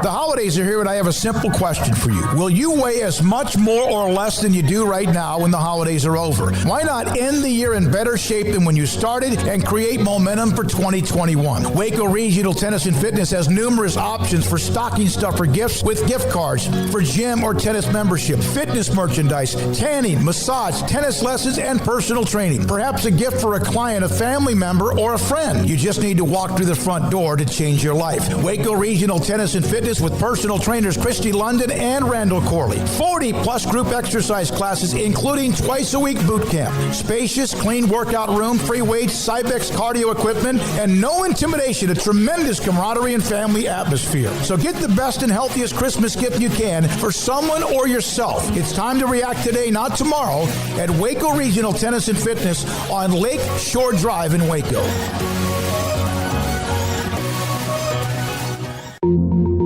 Learning to navigate life in the COVID-19 world has been a struggle, and where and how to get tested has been one of the biggest challenges. Impact Health Labs has your answer. If you need mass testing for your office, church, dormitory, or school, Impact Health Labs is who to call. They will come to you, conduct the testing at your location, and have the test back within 24 hours. Most major insurance accepted, meaning your out-of-pocket cost is low. So no more waiting by the phone for days to find out the results. Impact Health Labs was founded by 3 Army licensed and credentialed medical professionals. They believe in accuracy, efficiency, and doing the job right. Call 254-744-6233 to set up your group screening today. Impact Health Labs, on-site, prompt, and accurate, taking COVID-19 head-on. Again, that number is 254-744-6233 or online at impacthealthlabs.com. Welcome back to Up Tempo on SicEm365 Radio. No capes. Do you remember Thunderhead? Tall, storm powers. Nice man. Good with kids. Listen. Call us on the Impact Health Labs caller line at 254-339-1122. Dyna guy, snag on takeoff. Splashdown, sucked into a vortex. No kicks. Here's Drake Toll and Armstrong Sims. Welcome back into the Petty Clinic Low T Bears Den. It is Wednesday, folks. Today, we're now just 3 days away from Final Four action between Baylor and Houston. A spot in the national championship on the line against the winner of Gonzaga and UCLA. And here's Kendall Kaut of our Daily Bears. Kendall Cott, if you don't know how to pronounce names, that's how you would probably say it. And Kendall has been following this Baylor team now so closely throughout the tournament. He's going to help us break down what's going on so far with Baylor. Kendall, tell me, 30,000-foot view, when you rate this Baylor squad based on what they've done so far in the tournament, how do you like this team? Drake, always a pleasure to be on with you. I would give it a 10, a 10, a 10. for Varsity Blues, but in reality, I think I'd probably give them about a 9. They have not played up to their full potential. I saw that Mark Vital was on with Ashley and Jason in a really good podcast, and he felt like they were playing at about 85%. I think that the defense has played it about as well as it could. They had some stretches against Arkansas that were probably not their best basketball, but the offense has played not quite up to its potential, at least shooting-wise. That Villanova game wasn't great. They've had some cold stretches. So I think there's another level Baylor can hit, and that'll certainly be necessary with Gonzaga looming on the other side of the bracket and a very good Houston team set to meet Baylor in the Final Four. Kendall, since the last time we talked, Baylor has knocked off not just Arkansas, but Villanova as well. Let's start with that Villanova game, the defense that you saw. So even though Baylor had such a poor performance shooting the three, their defense was right there to stifle Nova. Is that the best defense maybe you've seen them play all season? I think there's a really good case it is, Drake. I think the only other game that really stuck out to me was when they beat Texas and Austin last year, but I think this season it probably was the best game. The reason I would say that would be twofold. First is that they get down 30-23 at halftime, so the pressure of the moment and the recognition that the season might end without even making it to the Elite Eight probably hits you at that time. And I think the second reason is when your shots aren't falling, it's a lot tougher to play defense, trying to grind it out from another possession. So to have those circumstances, I think, makes it much tougher than any other stretch you could maybe foreground for Baylor. So for me, it is the best defensive performance of the season. I know the defense led the team through that. Then you look at the Arkansas game where the three-pointers come back. I wrote in the post-game write-up that Baylor had just saved all of their three-point and shooting output from the Villanova game, specifically for the first half of the Arkansas game. When they came out and exploded the way that they did, were you surprised at all? I was a little bit. I thought Baylor would beat Arkansas, but I didn't think they'd come out and just dominate them. Maybe I should have, given that Arkansas has fallen behind double digits in so many rounds this tournament, that Colgate kind of put the hammer on them before Arkansas picked it back up and beat them with that same hammer. So maybe that should have been a little more predictable, but I did not see them jumping out 13-2 and getting up 18 points in the first half against a very good must-bust squad. The must-bust. We talked about it earlier on the show. They got the must-bust with Musselman. Sam Pittman, the football coach, has his Sam Tram, and both of those have been put on hold now with Arkansas going home in the Elite Eight, Baylor to the Final Four after that one. The offensive output against Arkansas. How about the defensive side of the ball from Baylor? What did you see in that game, and maybe how did it vary from where Baylor played against Villanova? Sure, I think the first thing that matters to this is Davion Mitchell picking up those 3 fouls impacted things, both not playing a lot in that first half because he was in foul trouble so early on with maybe 2 calls he didn't like that went against Baylor, but ultimately those did even out in Baylor's favor. Very Arkansas partisan crowd in Lucas Oil Stadium. Those fans started getting mad in the second half, and it's like, live by the foul, die by the foul with 13 minutes left in the game. The other thing that I think kind of stuck out to me defensively is that Davion Mitchell, even when he returned, couldn't be the same defender. There were some layup opportunities Arkansas had where he kind of had to olay it, knowing he couldn't pick up the 4th and 5th foul because he was so necessary offensively. So Baylor did get some stops late in that game. I think the biggest positive takeaway is that Jonathan Tchamwa-Tchatchoua against Villanova had botched a very easy scouting assignment where Eric Dixon is one of the only big men that can't shoot for Villanova. Tchamwa-Tchatchoua jumped out. That led to an easy bucket. Jerome Tang was on the sideline, not the most thrilled with him. He didn't play the rest of that game. Contrast that with the Arkansas game, and I was trying to think what day that even was. I think it was on Monday, but I've been in 3 time zones in the last 14 hours, so time is a complete illusion. But with that Arkansas game, the thing that really worked is that Tchamwa-Tchatchoua was able to defend without fouling, took a nice charge, got some dunks, and so I thought that was probably his best game of the year, and that sets up Baylor well, knowing that the big men that go up in those next rounds, and especially that Gonzaga big man with Drew Timme, you got to have Tchamwa-Tchatchoua playing well. I love the when you talk about Tchamwa-Tchatchoua with the adjustments what these coaches have done and the defensive side of the ball, knowing their assignments as well. I know you do a lot that looks into what exactly Baylor does from an X's and O's standpoint and how they adjust. When it comes to adjustments and the way this coaching staff has handled the squad so far through the tournament, have you been impressed with how easily Scott Drew and company have adjusted to new opponents, especially on games where they only get 24 hours or so to prepare? Yes, absolutely. I think the 2 that stick out from the last 2 rounds, Villanova game, I didn't think Baylor would be able to get to the hoop. They didn't very well in the first half. I thought Villanova would pack things in and Baylor would have to make threes. Bears were able to use some kind of what they call false motion, where it would seem like maybe Maceo Teague or Jared Butler would get a pass. Turns out they wouldn't, or the Davion Mitchell might, and they got the guards to the hoops. Didn't think they could do that. They did. Excellent there. Second one is in that second half against Arkansas. Arkansas would elect to switch pick and rolls. Baylor would just wait until Davion Mitchell got switched onto a big or somebody else got switched onto a big and then let him cook. Mitchell got to the hoop so many times, overwhelmed Arkansas, and then ultimately won the most outstanding player for the region. One of the questions that was brought up to us on the show a couple days ago that we've been talking about now for the last 48 hours or so is comparing Davion Mitchell to Jared Butler and how their games have progressed this season. And they both looked different since the COVID pause. I know Jared Butler seems a step slower offensively. When you compare these two players, would you say that Davion Mitchell is the most valuable player for Baylor right now? That's a fair question. It's ultimately those same debates that you have with the MVP where you're like, is most valuable mean something beyond best player? I still think Jared Butler is Baylor's best player. He has not been since the pause. Davion Mitchell has been Baylor's best player since the pause, but I think Butler's ceiling is the most important thing because it is unlikely that Mitchell drops 40 as much as it is likely Butler drops 40. So I know that's kind of a weird cop-out to not trying to offend either guy, maybe by me, but Mitchell has been Baylor's best player since the pause, no doubt about that. I still think Jared Butler, for what he did pre-pause and what he can do when he starts making more shots consistently and will do, has a level he can reach. But because of what Mitchell does on offense and defense, he is the most valuable player. But when Mitchell picked up his third foul, Jared Butler ran the offense and kept Baylor in that game and still had an 8-point halftime lead. So if I had to give a who is the most important, I think it is Mitchell because Baylor has designed a defense around his ball hawking abilities. But I think that if either one of those guys suddenly got injured or decided, I don't want to play basketball, I want to focus on philosophy, or something else, or, I want to play Overwatch or whatever the kids are playing nowadays, showing how old I am, that I'm like, Overwatch, is that what the kids play? I don't know. But I think that either one would be a devastating loss for the Bears. I think they're clearly the two best players right now. So it's hard for me to give an MVP, but right now Mitchell is playing the best on the team. But I think Butler still is the best player, but Mitchell has been the best player by far since the pause. Speaking of Mitchell, Kendall, his ability to get to the rim, you talked about that a little bit against Arkansas and even Villanova, the way that he's just able to 1-2 moves, cook his way to the rim and score. That, and it seems like it's dug Baylor out of so many scoring droughts and holes this season. What do you attribute that to? What do you see in Mitchell's game that allows him to be so deadly when it comes to getting to the rim so quickly? I think it's the development of that three-point shot.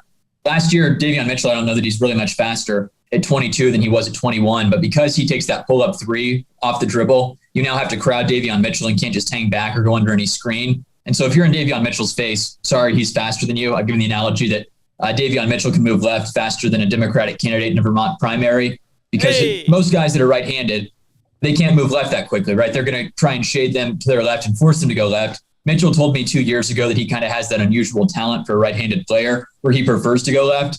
And so I think that both, even if you kind of hone in on the scouting report, if you played basketball for 15 plus years, if you're a high-level college player, you're not used to playing a right-handed guy that you know is a potential lottery pick and thinking he's going to go left no matter how many times you view it on the scouting report. So I think that impacts guys a little bit, just the craziness of him being able to go left. And then that shot adds up to what is now, I think, going to be a guy who goes in the lottery in the NBA draft this summer.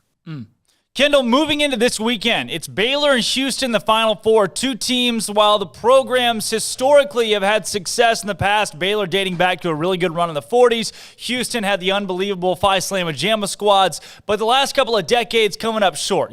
That's all in distant memory. So now you get two teams that aren't used to these Final Four lights. What do you expect to see in Indianapolis? A little afraid, Drake, that this is going to be one ugly, ugly game. Houston does not make basketball pretty. If you took somebody to a basketball game for the first time and they watched Houston, they would find out they would need to go to a second one. The Cougars do not make shots. They rank 136th in the country in effective field goal shooting. Basically what they do is they'll get to the line some, but they will really not turn it over, and then they offensive rebound the ball exceptionally well. They kind of play, in a sense, like some of the old Baylor teams in the middle of the last decade. And then Quentin Grimes, who had been at KU, was pretty terrible at Kansas, despite being a McDonald's All-American, is now maybe one of the country's 15 best players. So it should be an ugly game. I think it could be a pretty low-scoring game because I think Houston's going to try and muck it up. But they will run sometimes, too. So a lot of range of possibilities, but the only one I'm pretty constant in is that this should be a very ugly game.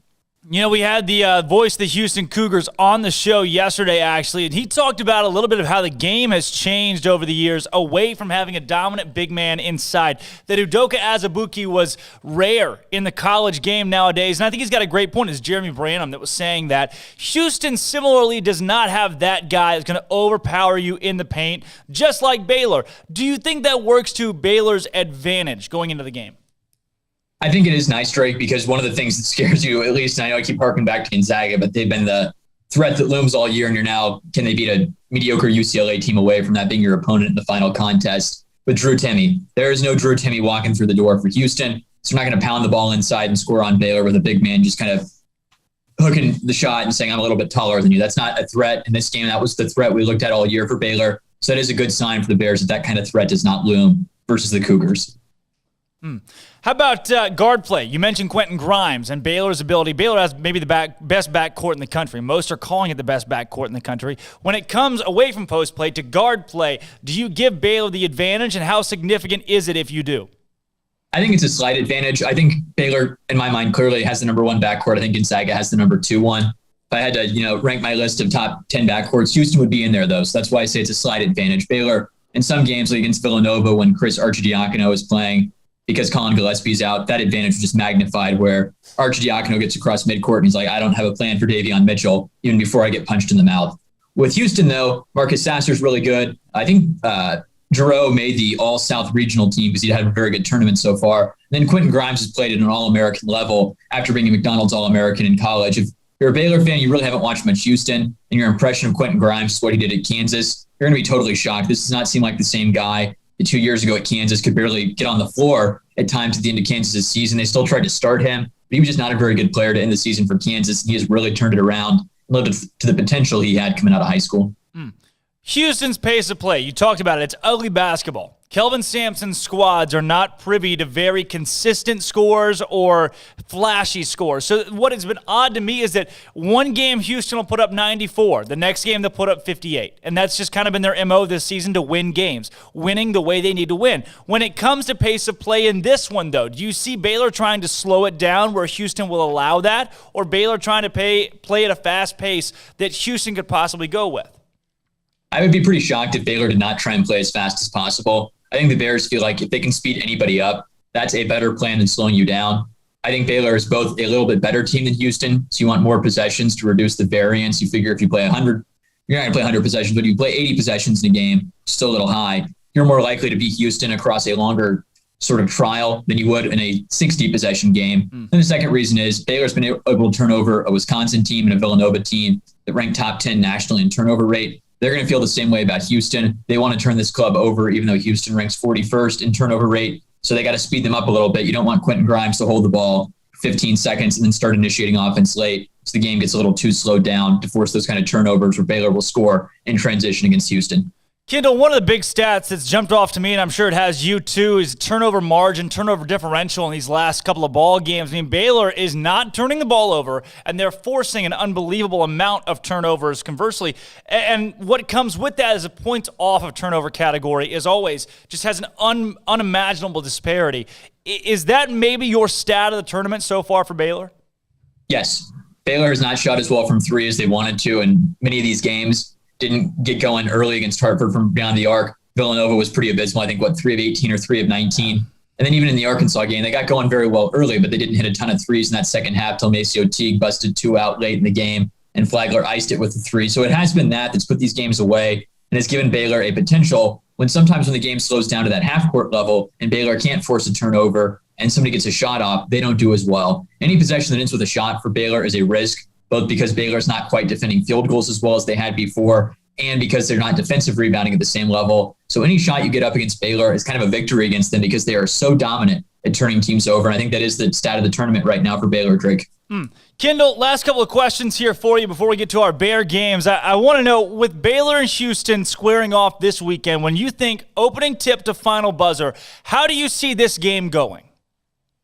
I think it's going to be ugly. I think it's going to be close for a lot of it. I think the one thing that could make this a blowout for Baylor, which I do not expect, is that if you look at kind of Houston's stats, they've been a little bit lucky with how bad their opponents have shot from three. Most of the studies say that there's not a lot the defense does to affect three-point shooting beyond attempts. Now, the American Houston was pretty clearly the best team in that league, despite Wichita State winning the conference with an imbalanced schedule. But I think it's going to be a fairly low-scoring game. I think it'll be pretty close. I think it will really come down to, does Davion Mitchell, does Mark Vidal, or does Jared Butler pick up a foul or two they don't need to? And can they only play, let's say, 28 to 32 minutes instead of maybe having to play 35 or 36 in the case of Baylor's 3 guards? Kendall, last question here for you, and this is a part of our Bear games. And I'll tell you, well, before we get there even, you've been in Indianapolis. For the folks that don't know, walk us through, take us inside what it's been like to be in Indy for these Baylor games, with the atmosphere, the feel, everything about it. Sure. So Baylor's played at both Lucas Oil Stadium, which is the Colts arena, and will be where the Final Four takes place. And they've also been in Hinkle Fieldhouse, which is where Butler plays. Hinkle is substantially better. It is an actual basketball venue. It seats about 7,000 people, I think, in its capacity. And it feels like a basketball game. Lucas Oil is not a lot of fun. I would encourage anybody that's a Baylor fan, go to the game, right? You hope Baylor will be in the Final Four a lot of times if you're a Baylor fan, but it's been 71 years. If you got $1,500 to spend, go spend it. As I always say, the great thing about America is no matter who you are, someone will always lend you money in this country. They're always convinced you can pay back the loan you can't pay back. And if they want to lend you the money, worry about paying it back later on. Get yourself to Indianapolis, go to the games. The town itself, easy to walk around. Been a fun experience for the most part. Been a little crazy at times, but I made it back to Kansas City twice. I hope I make it back a third time, but I know I'm making it back to Indy one more time at least. Wow. I love that you put that in perspective. The Baylor fans, for the folks that are teeter-tottering between, do we go, do we not go? It's the, hey, I know Baylor expects to be back there, but don't take it for granted while you have it. Get up to Indianapolis if you can. Bear Games question today, Kendall. Baylor and Gonzaga. Say that is a matchup that takes place at the end of this year. I feel like we all deserve it after the way this year is gone. What is it going to take from Baylor to beat a team like Gonzaga? I'm pausing here because I'm afraid of Gonzaga, right? To me, I think anybody that says they're not afraid of Gonzaga, they're talking themselves into something. In my mind, I'm trying to go spin zone and even saying, well, I hope UCLA wins because it would be even, better to always get to wonder about what would have been Baylor, Gonzaga, and just have Baylor, UCLA be the title, get two Bears facing off in the championship game. And then we'll always just get to wonder what would Baylor or Gonzaga have actually been like and never have to have it ruined by seeing the actual game played. For the game itself, for me, I think the kind of key is you got to turn Gonzaga over a lot. And I think Baylor probably has to shoot at least 45% from three. It's a very high mark against a good team, but you can't shoot as poorly from three as you did against Villanova and have any chance against a team like that. Gonzaga is a unique challenge for Baylor, but at the same time, Jalen Suggs has not played a defensive point guard like Davion Mitchell. And I think Baylor's probably going to make Corey Kispert's life a little more difficult than most teams have been able to do in the tournament while also focusing on Jalen Suggs. And then Drew Timmy's probably going to score 40. You can live with that because you got to figure out how to stop the pieces around him. Jeez. After watching Gonzaga last night, they've got me sold. They have me sold offensively, defensively. I am so sold. I think Baylor is in trouble against Gonzaga in a 10-game series, without a doubt. But if you can get them one game, just that one game, it's not impossible. Kendall, we got some Disney movie madness going on right now in honor of March Madness happening. How about Finding Dory or Monsters University? Do you have a take out of those two movies? So I have seen the original in both those series, but have not seen the second one. So I'll rank them on what do I think the potential of the title and the series. So for me, I'll go Monsters University. I like the Monsters. Love it. Lock it in, Monsters University. And then how about this? Incredibles or Toy Story 2? I think Toy Story 2 is the worst one in that series, but the superhero genre is overdone. So give me Toy Story 2. Wow, Toy Story 2, taking it right there. Toy Story 2 scarred me. There was something just weird about that movie that was just not okay. But we'll lock it in for you, Kendall. Hey, thanks so much for giving us your movie, some movie analysis and a little bit of basketball on the side. Heck yeah, always a pleasure to join you, Drake. Absolutely. Let's do it again. Hey, we'll do it again next week after Baylor wins the national championship.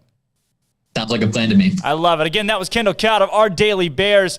Kendall coming on and talking all things Baylor hoops as the Bears compete in the Final Four this week. And when we come back, we're going to do a little bit talk about Baylor and the Arkansas game. What led to Baylor's victory? What can Baylor emulate moving forward based off of that game to try to continue to build on this momentum that they have? Not only that, we're going to hear from Arkansas head coach Eric Musselman. He had a lot of praise, a lot of high praise for Baylor and how good they are this season. And not only that, how about this? We got Kim Mulkey bites too. We're going to recap the women's game and that egregious call that ended the ball game. I'm Drake Toll. That's Armstrong Sims. And this is Up Tempo. And then there were four. On both the men's and women's side, the Final Four is set, and the national semifinals begin this Friday. Starting with the men's, Baylor and Houston officially have a set tip time in Lucas Oil Stadium, as the teams will square off at 4:14 Central Time Saturday. Kelvin Sampson is 8-0 against Scott Drew coming into the game. The other national semifinal will include Gonzaga and UCLA after the Zags dominated USC 85-66, and UCLA snuck past Michigan 51-49. The Bulldogs open as a 14-point favorite, and that game tips off at 7:34 local time on CBS. On the women's side, UConn used their tight win against Baylor to punch a 13th ticket to the Final Four. The Lady Huskies will face 3-seed Arizona, who dominated Indiana 66-53, which a huge late-game run. And the winner of that matchup will face the winner of either South Carolina or Louisville. The Lady Gamecocks punched their ticket last night with an unreal 62-34 win against Texas, in which the Lady Longhorns scored 0 points in the fourth quarter, and Stanford drubbed Louisville 78-63 with a big second half. Elsewhere, Oklahoma guard Austin Reeves had declared for the NBA draft and is projected as the 40th best prospect in the class. And the referee that collapsed on the court during the Gonzaga and USC game early last night, Bert Smith, is reported to be okay and was not transported to the hospital after team staff tended to him. I'm Armstrong Sims, and that's all the news that is news in college sports. This has been Armstrong's Minute on SicEm365 Radio's Up-Tempo. With your Ram truck from Allen Samuels, you may not have to plow through snow and mud or pull heavy loads, but you could. During the Big Finish year-end event, you get a Ram deal like no other. Employee pricing for all, 0% for 84, and no payments for 90 days. Ram 1500 Lone Star for Christmas. No other truck comes close. And ask about Big Finish pricing on Ram Heavy Duty and Ram ProMaster for your business. Happy holidays from Allen Samuels. How did Edward Jones become one of the biggest financial service companies in the world? By not acting that way. Financial strategies, one-on-one advice, it's a big difference. And that's why Brad Wilson, your Edward Jones financial advisor, makes sense of investing. Experience the difference for yourself. Brad Wilson, 250 Sharon Drive in Woodway, 254-776-4337. Edward Jones, member SIPC. At Ideal MRI, we feel blessed to be a part of the Waco community. We're a small family business right here in Central Texas, and our goal is to bring down the cost of healthcare while maintaining high quality. At times like this, the cost of healthcare has never been more important, and unfortunately, significant illnesses and injuries still occur. That's why Ideal MRI is open and here to serve you through the difficult time. We offer premium MRIs just like a hospital with state-of-the-art technology and specialists, but you'll pay less. Sometimes thousands of dollars less, whether you're using insurance or not. At Ideal MRI, we accept most insurance and there are no hidden costs, even offering financing if that's needed. Everything included in the price, and you'll not get something as a surprise in the mail later on. If you need an MRI, ask your doctor about Ideal MRI. They'll know. You can schedule an appointment safely from home online in minutes at idealmri.com or give us a call, 833-IDEAL-MRI, idealmri.com. Texas Farm Bureau Insurance has protected fellow Texans with auto, home, health, and life insurance since 1952. With more than 260,000 square miles of land and 27 million people, that's a lot to cover. Whether you're wrangling cattle or wrangling kids, we're proud to protect Texans in all Texan ways of life. Stop by and see our agents at one of our 3 McLennan County locations. Coverage and discounts are subject to qualifications and policy terms and may vary by situation. Waco Custom Marketplace is your home for holiday favorites for parties and the time with family. Various specials available in-store and online. A variety of steak gift boxes with 4 ribeyes for $70, 4 bacon wrap fillets for $55, or 4 New York strips for $50, and all come with steak butter. Fall snack box for watching a game or wrapping presents or hosting people at your house, including summer sausage, split horn, and jalapeno cheese, and salted crackers for only $35. 2 pieces of lobster tails with herb butter and 2 bacon wrap fillets for $60. Order online or call in advance to ensure availability, or drop by Waco Custom Marketplace at 425 Lake Air Drive. Waco Custom Marketplace has a full-service butcher shop for customized orders or cuts of your favorite steaks or beef tenderloin or specially ordered prime rib roast. Plus, what you want with pork, poultry, seafood, and more. Waco Custom Marketplace, 425 Lake Air Drive in Waco, or WacoCustomMarketplace.com. I got breaking news here. We got Western Athletic Conference just announced they're adding several schools. The WAC. The WAC. Okay. Welcome back to Up Tempo on SicEm365 Radio. I think Coach Gundy would be like my guy that I would just like just a hair. Yeah. I just want to be able to see it flow when I kind of slam his arm down. Here's Drake Toll. Woo! Wednesday, folks. If you're not having a good day, manifest a good day today. You feel that? Everybody feel that? Look, tell your friends Up Tempo's on today. I love being here. I love doing this. Come on. Come on. Baylor's in the Final Four. At any point, look, here's the deal. This week, look, I'm going to go ahead and I just want to take a second.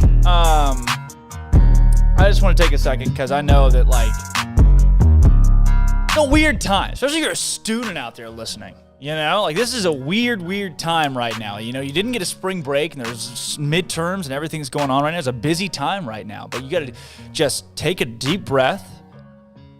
Baylor's in the Final Four. That's crazy. That's crazy. So everything's going on right now. There's a ton of stressful things going on, and things are moving a million miles an hour right now. And you feel so behind, and you're not caught up. You don't know if you will be caught up or when you'll be caught up. I mean, I'm looking at my calendar right now, and I won't be ready to do anything free or fun or nice or calm or to sit down and breathe for 10 days. But have fun with what you're doing. Love what you're doing, put passion into what you're doing, and have comfort in knowing that, gosh dang it, the Baylor Bears are in the Final Four this weekend. You get to keep watching Baylor play basketball. It's still basketball season for us, whereas 338 different fan bases, 334 different fan bases, their basketball seasons are over. But Baylor's in the Final Four. So yeah, it's a tough time. And yeah, you know, I feel like it's a bit on a soapbox here, but come on. A little bit to smile about right there, knowing Baylor's in the Final Four and that this doesn't happen very often. Not in the last 71 years, that is. Smile knowing it's going on. Smile knowing that you're living it right now. How about this? Arkansas and Baylor this past weekend, this past Monday. Do you have that video of us reacting to Mark Vidal's dunk? Yeah, can you inject that into my veins really quickly? I want to see that again because that drives me. That video, Mark actually saw that video on the podcast with Jason King and Ashley Hodge, and liked it quite a bit. But let me know if you got that. Let's see that. Mark's back. Maceo. Oh!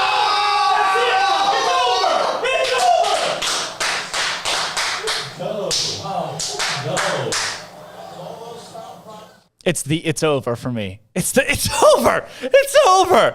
And then Vidal just fouls out immediately on the other side of the ball. But Baylor wins the game in the end. Final score 81-72 against Arkansas. Baylor 26-2 right now coming into this game against Houston.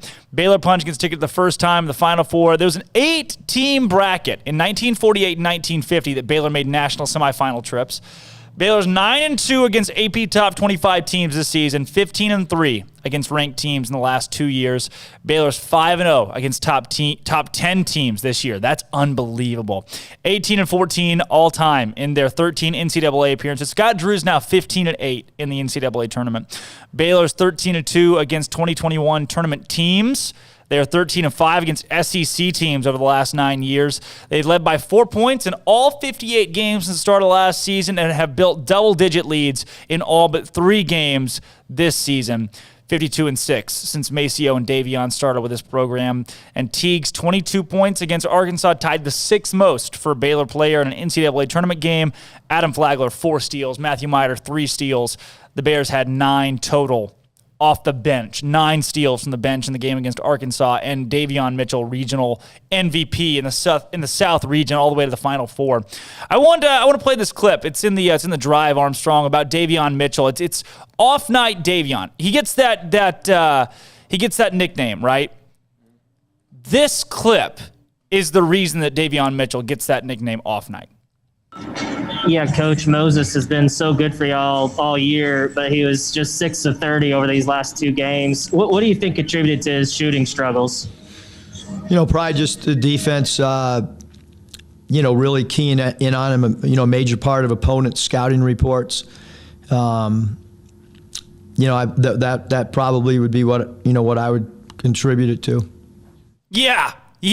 When Davion Mitchell is out there guarding your best player, Moses Moody, things are not going to go well for you. I would probably attribute that to defense and attribute it to Davion Mitchell's defense. I think Eric Musselman hit the nail on the head with that one.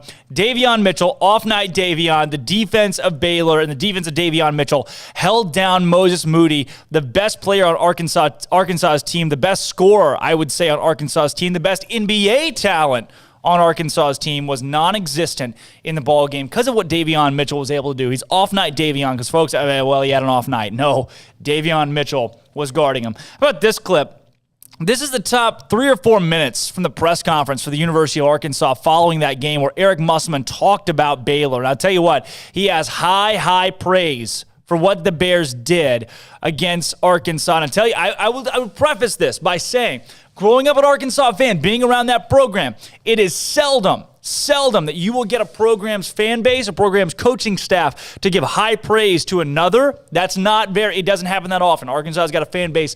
They love themselves. Very, I don't want to say cocky and arrogant. That's a little bit, that's a lot, but it's a fan base that has just this chest pumped out aura to it, if you see what I'm picking up. You're picking up what I'm laying down there.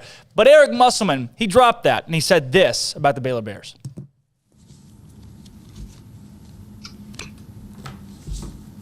Thank you for participating tonight. We will now begin with an opening statement from head coach Eric Musselman and then go to questions. Please use the raise hand function to indicate you would like to ask a question. When you're called on for your question, please state your name and affiliation first. Coach, please give us a brief opening statement and then we will go to questions. Yeah, I just want to give Baylor a ton of credit. I thought that, they played phenomenal tonight, especially offensively. Our locker room, gave us all they could. Came up empty. We've had a great, 2 months. Played at a very, very high level. But, again, tonight, just have to give Baylor credit.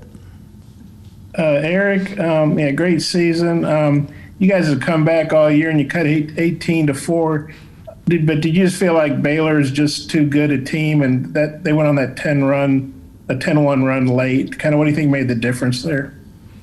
I just think they're a really good team. They got, All-Americans. We had 3 freshmen in our starting lineup. Obviously, we were the youngest team and left in the Sweet 16. Those guys earned their starts based on how they played, but it's asking a lot for 3 freshmen in an Elite 8 game. Those guys played great. J.D. offensively was phenomenal, but the foul trouble.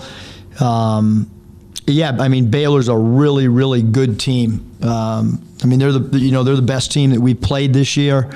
The effort, when we got down, we could have hung our heads, but we played really hard. I can tell you that, for the people that were live watching it, we played extremely hard, but lacked some scoring at times, and defensively, they hit some tough shots on us, and then the turnovers too. We knew coming in, they're a team that, our 15 turnovers, not astronomical, but 21 points off them, just too much to overcome. We out-rebounded them. Usually we talk about rebounding being an effort stat, so. We were worried about the glass, and we played small ball, and we still out-rebounded, and we just their guards were just too much off the bounce. Jalen, you guys have been a comeback team all year, especially in this tournament, and you look like you might do it again when you cut that 18-point deficit to 4. What do you think? Was Baylor just too good to get all the way over the hump against them, or what? And then they sort of pulled away late there. What do you think happened there? That's a really good team across the way, man. And just, we've been doing that all year. I'm not sure why it happens, but it's really hard to come back, especially from down 18. I didn't even know we were down that much at one point in the game, but it just shows the resiliency of this group. We almost did it. We weren't able to tonight. We did a lot on our 12-game win streak, and especially these 3 past games in the tournament. We just had a great fight, and we were able to dig in and get back. That from the Arkansas post-game. Talking praise for Baylor. High praise for Baylor. The Bears win it and go to the Final Four. It's a good Arkansas team. It's a young Arkansas team that'll be back there. But I'll tell you, even through that pride, I think that's the word that I was looking for. It's not this, narcissism or, it's not necessarily boast even. It's just that the state is so prideful in their athletics that it becomes overwhelming at times. I know. They love their team so much. The coaching staff, the players, the fans, they love their team so much. For them to say that, for Eric Musselman to say that about Baylor, that says a lot. That says a lot based on the culture of that program that has so much pride in the Arkansas program. When we come back after this break, don't go anywhere. We're going to recap Baylor. The Lady Bears lost to UConn. Take a look at the stat book, the score sheet. What happened in that game? How did Baylor lose that game? We'll take a look at the final play, too, that last call, and get some reaction from that. Because I'll tell you what, it just wasn't right. And we'll hear Kim Mulkey tell you that same thing, that play, it just wasn't right. I'm Drake Toll. That's Armstrong Sims. When we come back, we're going to break down what happened in the Elite Eight between Arkansas and UConn on the women's side. This is Up-Tempo. And then there were four. On both the men's and women's side, the Final Four is set, and the national semifinals begin this Friday. Starting with the men's, Baylor and Houston officially have a set tip time in Lucas Oil Stadium, as the teams will square off at 4:14 Central Time Saturday. Kelvin Sampson is 8-0 against Scott Drew coming into the game. The other national semifinal will include Gonzaga and UCLA after the Zags dominated USC 85-66 and UCLA snuck past Michigan 51-49. The Bulldogs open as a 14-point favorite, and that game tips off at 7:34 local time on CBS. On the women's side, UConn used their tight win against Baylor to punch a 13th ticket to the Final Four. The Lady Huskies will face 3-seed Arizona, who dominated Indiana 66-53, which a huge late-game run. And the winner of that matchup will face the winner of either South Carolina or Louisville. The Lady Gamecocks punched their ticket last night with an unreal 62-34 win against Texas, in which the Lady Longhorns scored 0 points in the fourth quarter, and Stanford drubbed Louisville 78-63 with a big second half. Elsewhere, Oklahoma guard Austin Reeves had declared for the NBA draft and is projected as the 40th best prospect in the class. And the referee that collapsed on the court during the Gonzaga and USC game early last night, Bert Smith, is reported to be okay and was not transported to the hospital after team staff tended to him. I'm Armstrong Sims, and that's all the news that is news in college sports. This has been Armstrong's Minute on SicEm365 Radio's Up-Tempo. From the first workout to the last practice, sports is an incredible challenge. Hi, this is Dan Ingham with the First National Bank of Central Texas, and we're proud to support each athlete, every parent, and our educators. From families, small businesses, to the biggest industry, we're here to help. With remarkable products like First Free Checking, we've got banking ideas that fuel big dreams. The First National Bank of Central Texas. Familiar faces making local decisions. Member FDIC, Equal Housing Lender.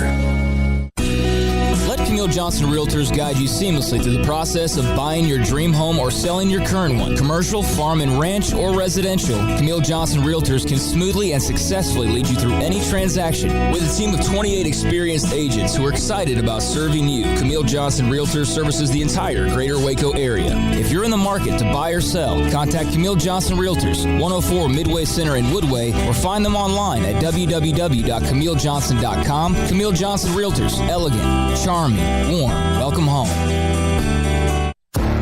Bird Culchin Ford has been in Waco since 1936.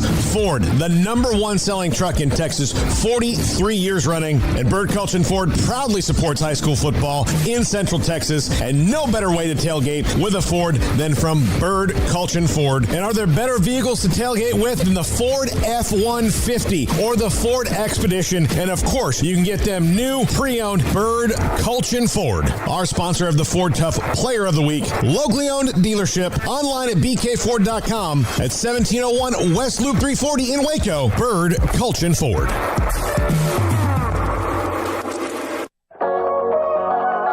The holidays are here, and I have a simple question for you. Will you weigh as much more or less than you do right now when the holidays are over? Why not end the year in better shape than when you started and create momentum for 2021? Waco Regional Tennis and Fitness has numerous options for stocking stuffer gifts with gift cards for gym or tennis membership, fitness merchandise, tanning, massage, tennis lessons, and personal training. Perhaps a gift for a client, a family member, or a friend. You just need to walk through the front door to change your life. Waco Regional Tennis and Fitness with personal trainers Christy London and Randall Corley. 40-plus group exercise classes, including twice-a-week boot camp. Spacious, clean workout room, free weights, Cybex cardio equipment, and no intimidation. A tremendous camaraderie and family atmosphere. So get the best and healthiest Christmas gift you can for someone or yourself. It's time to react today, not tomorrow, at Waco Regional Tennis and Fitness on Lake Shore Drive in Waco.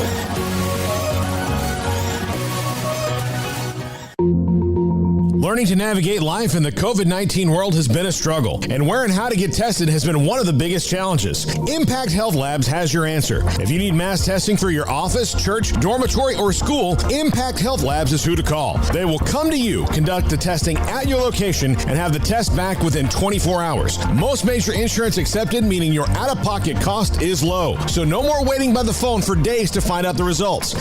Impact Health Labs was founded by 3 Army licensed and credentialed medical professionals.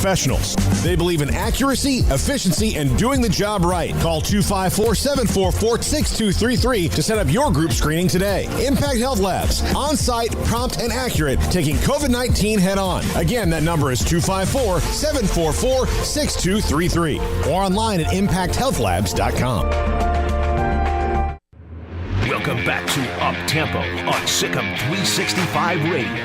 What you just said is one of the most insanely idiotic things I have ever heard. Everyone in this room is now dumber for having listened to it. I award you no points, and may God have mercy on your soul. Now back to the Bears Den with Drake Toll for a Baylor take on your lunch break. Welcome back into the Pickell and Glow T Bears Den. Happy Wednesday, everybody. Women's basketball. I don't know if you saw this, but I do know that you saw this. I know that you saw this past weekend. Baylor and UConn in a game that, well, gosh dang it, it definitely should have been. It should have been a national championship or a Final Four matchup. I know that much. Gino Auriemma knows that much. And I'm not happy, Bob. Not happy. Cam, our man Cam, just sent a tweet out, says, go watch Drake and J.D. live on YouTube, SicEm365. They're awesome. Cam, my guy. That's my guy right there. I'm not happy, Bob, after this Baylor-UConn game, the loss. Check this out. Watch this play. Carrington on the drive. Carrington forces it up. No! Rebound, UConn! And with 0.4 of a second left, Williams is fouled. Can you play that one more time? A defensive stand. Will you start that over and play it one more time? Yeah, will you start that over and play it one more time? I just in all of its majesty. I just kind of. Back to Carrington. 6 seconds left.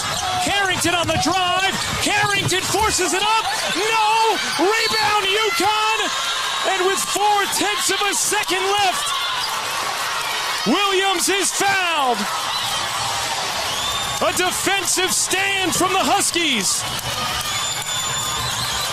as Carrington couldn't find an angle inside.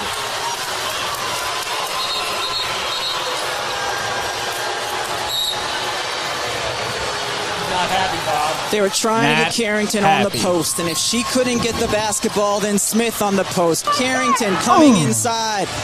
Defender straight up. Under review is to confirm that the clocks are correct. Oh, she got whopped in the face. If you want to keep playing that under without audio, I think the part that sticks out the most to me is when Dee reacts. You can see a very short clip of Dee's reaction to the ball didn't make it to the rim. You can see Dee is looking up at the big board, up at the scoreboard at one point in that video, and you can see just a millisecond of her just face turn when this play happens. I will say, when you watch it real time, fast motion, it doesn't look that egregious. To the point where the announcers weren't like, whoa, that's a foul, immediately, right? It took everybody a second. To me, it was a close call at first glance from the angle that you get on TV. Like, looked like she took some contact there. Not sure if you called out on the last play of the game. Even Kim's immediate reaction. Remember the year where Kim throws the jacket behind the bench? I know a lot of folks want to forget about that. When Kim throws the jacket. So from Kim's angle and our angle, it didn't look awfully egregious on TV, right? Don't shoot the messenger here because I'm about to change my tone. If you're the referee on the baseline, watch that. The official right there. There are two officials right there. She gets walloped. I mean, smacked in the face right there. We didn't have to talk about, look at her face. Boom.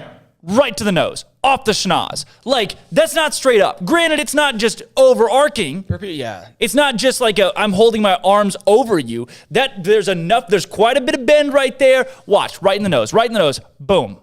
Right in the elbow, right in the nose. Then no way that shot's going in. And here's the deal. If I'm an official, I'm factoring in, okay, I get it, right? I get it. It's the last shot of the game. That's not the shot that you want.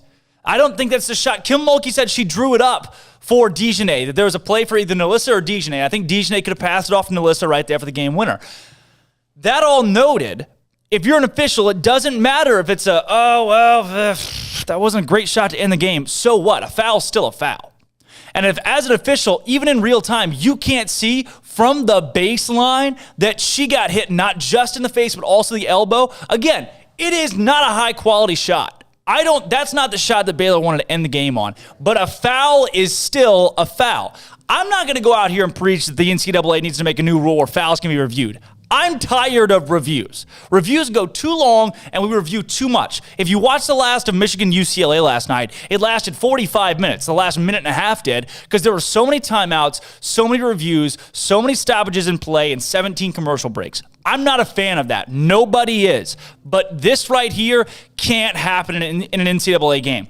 The referees made a mistake that is inexcusable in a game like that. I'm not going to blame the whole game on this play either. Baylor was up by 10. If D.D. Richards does not get hurt, Baylor wins that game. Gino Auriemma would probably tell you the same thing. Gino shoots it pretty straight. Gino had no idea how UConn won the game. His post-game press conference, he was like, well, we won. You know? He was about as shocked as the rest of us were. But you watch that play over and over and over and over, and it's inexcusable that somebody would miss a call like that.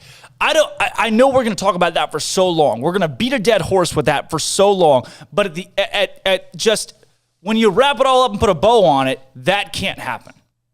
That can't happen with your best officiating crew in the Elite Eight. Not only that, the seeding, that should have been a national championship Final Four game. It should have, 100%. Women's basketball far outdrew the crowd, the reactions, I say the crowd, not in person, but the crowd via Twitter. So you think about Twitter, Instagram, the impressions. Women's basketball had far more impressions than men's did. It was a big, big week with UConn and Iowa and UConn and Baylor. Good basketball. That women's game, great basketball. Proved women's basketball is just as entertaining as men's. That said, when calls like that happen, that hurts women's basketball. Yeah, that's where it gets real. Calls like that are why folks don't watch the NBA anymore. Am I wrong? That's why I don't watch the NBA. Because crap like that happens all the time. I don't care for that. And when the entire world is watching women's basketball and that's what happens, not a good look. Not a good look. You can't miss that. And the nation is on Baylor's side, unless you're that one girl from ESPN with a UConn shirt on screaming on ESPN. That's a different story. Here's what Kim Mulkey had to say. Here's what Dejanay Carrington had to say in the postgame about that clip. Hey, Dejanay, obviously in a game like this, when it comes down to the wire and maybe you don't feel like that you guys didn't lose the game on your own. It potentially came down to maybe a controversial call. How do you deal with that mentally as an athlete when something like that happens, when it very well could have been a foul called and, you go to the free throw line? I mean, I personally don't see it as a controversial call. I've already seen the replay, and one girl fouled me in my face and one girl fouled me on my arm. So at that point, you can't do anything else. We drew up a play. Liz got fouled posting up, and I got fouled driving. So nothing we could really do about that situation in particular. But, turn the page. Jerry Hill, Baylor Bear Insider. Dejanay, when D.D. went out with the hamstring injury, they went on a big run to take the lead. How did you guys kind of, flip the switch and get back in it? I mean, obviously you can never account for injuries happening. So that was tough for us. And Sarah got thrown into the fire, freshman in a big game. I don't know. We just tried to weather the storm. We've always had things thrown at us this whole season and just had to play through them and battle. And that's what we did. We never gave up. We never thought that we were out of it. Chad Conine, Waco Tribune Herald. Dijonay, they kind of threw the first punch tonight, got up by 12 early. What was the key to you guys battling back from that? I mean, they were scoring in transition. They weren't scoring on us really too much in the half court. We knew that we had to guard the three-point line a little bit better. They got hot in the beginning, and we had to get back in transition. But I think once I came in, I was able to bring us a little bit of a spark on offense, and we got going in transition a little bit too, so that helped. Hey, Dejanay, Doug Feinberg, the Associated Press. Great game tonight. I'm sorry about the ending. Just talk about your guys' defensive effort. After that first quarter, you seemed to lock in, and you especially had a great block or two and steals. Just talk about the defensive effort you guys had tonight. That's what we've been built on all season. That's what Coach Mulkey has built this program on, is defense. And in the beginning, as we already discussed, we weren't locked into the defensive schemes and things like that. So, we talked about it, and we just knew, play harder. We got to play harder. Play like this could be your last game you ever play in your life. So I think people just locked into that. Hi, Kim. Lindsay Schnell from USA Today. Tremendous season, first of all. What did you draw up in the huddle, and what did you see when Dijonay drove the ball from where you were standing? What did you see? I was surprised they didn't call a foul. Then write it like that. You don't need a quote from me.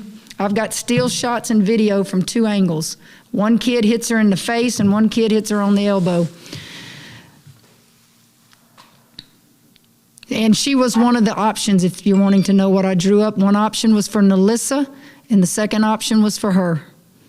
Hey, Coach, Mandy Knight, Fox 44. We just obviously got done speaking with Carrington, and she says tape doesn't lie about what you could see on that call. So you can't change the end of this game, how it ended, but is there something that can be done in the future about a review or something when a play like that happens that obviously can impact the final game score? It'll never happen. It doesn't matter, well, we missed the call. Well, it doesn't matter. It doesn't matter what you write. It doesn't matter what I say. It doesn't matter what we saw. It doesn't matter what we think. Life goes on. Chad Conine, Waco Tribune Herald. Kim, can you speak to the impact of Dee having to leave the game with the injury? Did she think she could come back? And was it just immediately obvious that she wasn't going to be able to go? Were we up about 10 at that point? I think we were up double figures at that point when she went down, and I knew it had to be a hamstring because that's what she grabbed. And swung the whole momentum. Her injury, I'm so tired of injuries. Lauren Cox's injury in the national championship game, and we hung on and won that. Injuries are impactful. Injuries are impactful through the course of the year, but you have time to make it up. You don't have time to make it up in a game. And we went from being up 10 and a chance to extend the lead. You're on a roll. You got all momentum in your favor. And that changed the momentum, obviously. Anybody that watched it did. I was proud of our team. They kept fighting. And all you can do is ask for the opportunity to win it at the end. And I thought, what else could I do? All I can do is put it in the hands of two kids we think that can get fouled or score the ball. And guys, y'all can write the rest of the story. Kim said, what'd you see? Porter was like, I thought I saw a foul. She's like, ride it that way. Woo-hoo-hoo! Gosh, Kim Mulkey. I love Kim Mulkey. Tell it like it is. Write it that way. Freaking Kim Mulkey. Hey, when we come back from this, we're switching it over to men's basketball. Jason King joins the show from Indianapolis. Jason is in Indianapolis. Oh, man. I'm excited for this. Jason King from SicEm365 joins up next to talk a little bit more Baylor men's hoops. That was Kim Mulkey in the press conference following an egregious no call. This, Drake Toll, Armstrong Sims, is Up-Tempo. And then there were four. On both the men's and women's side, the Final Four is set, and the national semifinals begin this Friday. Starting with the men's, Baylor and Houston officially have a set tip time in Lucas Oil Stadium, as the teams will square off at 4:14 Central Time Saturday. Kelvin Sampson is 8-0 against Scott Drew coming into the game. The other national semifinal will include Gonzaga and UCLA after the Zags dominated USC 85-66 and UCLA snuck past Michigan 51-49. The Bulldogs open as a 14-point favorite, and that game tips off at 7:34 local time on CBS. On the women's side, UConn used their tight win against Baylor to punch a 13th ticket to the Final Four. The Lady Huskies will face 3-seed Arizona, who dominated Indiana 66-53, which a huge late-game run. And the winner of that matchup will face the winner of either South Carolina or Louisville. The Lady Gamecocks punched their ticket last night with an unreal 62-34 win against Texas, in which the Lady Longhorns scored 0 points in the fourth quarter, and Stanford drubbed Louisville 78-63 with a big second half. Elsewhere, Oklahoma guard Austin Reeves had declared for the NBA draft and is projected as the 40th best prospect in the class. And the referee that collapsed on the court during the Gonzaga and USC game early last night, Bert Smith, is reported to be okay and was not transported to the hospital after team staff tended to him. I'm Armstrong Sims, and that's all the news that is news in college sports. This has been Armstrong's Minute on SicEm365 Radio's Up-Tempo. From the first workout to the last practice, sports is an incredible challenge. Hi, this is Dan Ingham with the First National Bank of Central Texas, and we're proud to support each athlete, every parent, and our educators. From families, small businesses, to the biggest industry, we're here to help. With remarkable products like First Free Checking, we've got banking ideas that fuel big dreams. The First National Bank of Central Texas. Familiar faces making local decisions. Member FDIC, Equal Housing Lender. Let Camille Johnson Realtors guide you seamlessly through the process of buying your dream home or selling your current one. Commercial, farm and ranch, or residential, Camille Johnson Realtors can smoothly and successfully lead you through any transaction. With a team of 28 experienced agents who are excited about serving you, Camille Johnson Realtors services the entire greater Waco area. If you're in the market to buy or sell, contact Camille Johnson Realtors, 104 Midway Center in Woodway, or find them online at www.camillejohnson.com. Camille Johnson Realtors, elegant, charming, warm. Welcome home. Bird Culchin Ford has been in Waco since 1936. Ford, the number one selling truck in Texas, 43 years running. And Bird Culchin Ford proudly supports high school football in Central Texas. And no better way to tailgate with a Ford than from Bird Culchin Ford. And are there better vehicles to tailgate with than the Ford F-150 or the Ford Expedition? And of course, you can get them new, pre-owned Bird Culchin Ford. Our sponsor of the Ford Tough Player of the Week, locally owned dealership. Online at bkford.com at 1701 West Loop 340 in Waco. Bird Culchin Ford.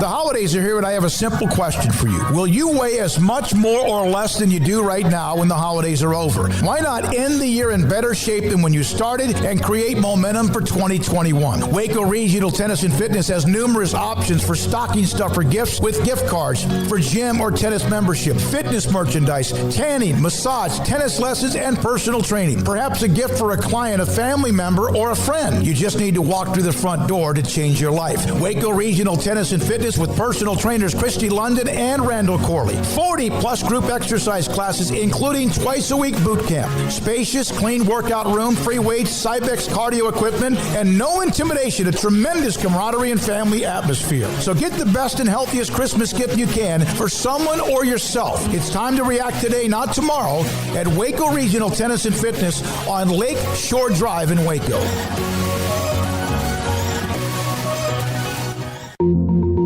Learning to navigate life in the COVID-19 world has been a struggle, and where and how to get tested has been one of the biggest challenges. Impact Health Labs has your answer. If you need mass testing for your office, church, dormitory, or school, Impact Health Labs is who to call. They will come to you, conduct the testing at your location, and have the test back within 24 hours. Most major insurance accepted, meaning your out-of-pocket cost is low. So no more waiting by the phone for days to find out the results. Impact Health Labs was founded by 3 Army licensed and credentialed medical professionals. They believe in accuracy, efficiency, and doing the job right. Call 254-744-6233 to set up your group screening today. Impact Health Labs, on-site, prompt, and accurate, taking COVID-19 head-on. Again, that number is 254-744-6233 or online at impacthealthlabs.com. Welcome back to Up Tempo on SicEm365 Radio. What you just said is one of the most insanely idiotic things I have ever heard. Everyone in this room is now dumber for having listened to it. I award you no points, and may God have mercy on your soul. Now back to the Bears Den with Drake Toll for a Baylor take on your lunch break. All right, welcome back to the Petty Clinic Low T Bears Den. It's Wednesday, folks. How about a couple of soapboxes I went on in the last half hour talking about things across women's basketball and just life in general. And keeping a straight face, being happy today because Baylor's in the Final Four, and somebody's going to help us break that down. Jason King, resident basketball expert here at SicEm365. Jason, one of the things that I mentioned about 30 minutes ago was that no matter what's going on in the world today, how bad of a week you may be having, how busy you may be, it's worth smiling because Baylor's in the Final Four. What do you think about that? Well, man, I'm excited. I'm here in Indy, finally covering games on site. Just went to Shapiro's Deli with Ashley Hodge and David Smoak, and had it was a corned beef Reuben that was pretty big. So I'm hurting right now, but no, it's nice being up here. Obviously, I wish Baylor had a chance to play in the Final Four in front of 80,000 people instead of 800 people or whatever it's going to be, but. Still, just to see them on this national stage and getting so much positive media coverage, on a national level, and really, with some guys that are such great ambassadors for the school, it's a lot of fun. I'm glad they won that game and got over the hump. Jason, one of the things we spoke with Kendall Cout earlier on the show today, who I know that you guys have. Cout. Do you say Coach Cout? I call him Coach Cout because he's always breaking down the X's and O's so eloquently and asking questions that stir up a lot of our heads. But he knows his stuff without question. He is a genius. Like you said, those press conference questions he throws out, just little plays and things that he's able to pick out. It's unbelievable. Yeah. I mean, I want him on my sidelines. We asked him too. Right. Kendall, what is this like, being in Indianapolis? And one of the things he said, look, everybody, no matter what it takes, take out a loan if you have to get to the Final Four, because you folks may be taking this for granted, thinking, okay, Baylor's doing it this year, they're going to make it back next year, the year after. Is that a mentality that you have, Jason? Are you soaking this in as if it's the last for the next half century, or do you expect Baylor to be here again pretty soon? I think any team should always treat it that way and never take it for granted. And that's whether it's a Kentucky or a Duke or a Kansas or a Baylor or a Houston or a Gonzaga. I mean, it's just so hard to get here. I mean, you think about every year the teams that are great all year long and then get upset. It's not always a reflection of the top four teams, although I do think Baylor and Gonzaga are among the top four teams. They, even when you're really good, sometimes you get knocked off. So these memories and opportunities like this are so few and far between that if you're a fan, you gotta try to get up here when you have a chance. What's kind of cool is I think if you can get a ticket, I would say come, because there's not really a bad seat. Like, they're not monitoring the seating that closely. Like, I don't know. I sat up there with Coach Drew's wife the other night, where all the Baylor fans were sitting and kind of watched the last few minutes unfold. And yeah, you're up kind of high, but you're center court. It doesn't feel that far away. I don't know. It's a little bit more intimate of an experience than a normal Final Four, where you'd have to shell out, $6 or $7 grand for front row seats. These seats aren't that bad if you're able to get one. Jason, another thing that has kind of crossed my mind in the last couple of days, I remember being in New Orleans for the Sugar Bowl, and one of the cool things about these trips for me is walking down the street in a random city, in a random state in the United States, and seeing another Baylor fan wearing green and gold. Mm-hmm. Have you guys run into some folks in Indianapolis that are Baylor fans and got to share any moments with them? Yeah, absolutely. Just people that you see at restaurants and bars and things like that. The unfortunate thing is there's just not as many of them. Usually, during a Final Four week, you'll walk down the main streets and they'll just be almost feel like you're walking through New York. New York City, because there's people just everywhere walking around, and everyone's got their school colors on. And I'm sure we'll see a lot of that. When things heat up Thursday, Friday, and Saturday this week, that's when everyone will start arriving. But again, the crowds are just going to be so much smaller. But it is. I mean, you end up making a lot of friends and meeting a lot of new people that are fans of situations like this. Wow. One of the big things, Baylor just put out for student activities, Baylor Student Activities is giving they didn't say how many students, but they're doing a lottery to send students for a student section up to the Final Four. So, they're trying to put it together as best they can to get some Baylor students up there, too, and I know it'll be a great atmosphere no matter what. Yeah, I say great for when you compare it, to the times that we're in. But, Jason, in what you've seen so far and what you saw from Baylor this past weekend, both those performances, looking at Villanova and Arkansas, were very different games. Would you agree with that? Absolutely. I thought Villanova, defense is kind of what stole the show for me. I mean, I just thought they were so good from start to finish defensively in that game. I felt like, with Arkansas, especially with Mitchell going out with his third foul in the first half, I think that kind of just changed the way Baylor operated defensively. It definitely took him out of his mindset. I think that we usually see him in, from a defensive standpoint. At Arkansas, at times, I felt like they were just, I don't want to say scoring easily, but they were getting what they wanted on offense, and Baylor was able to combat that down the stretch because they got to that big lead. But again, I think what we're going to see Saturday is probably going to resemble the Villanova game a little bit more than the Arkansas game. One of the things that we'll call him Coach Kaut. One of the things Coach Kaut told us, Jason, is that Houston just plays ugly, inconsistent basketball that works. What is your assessment of the Cougars?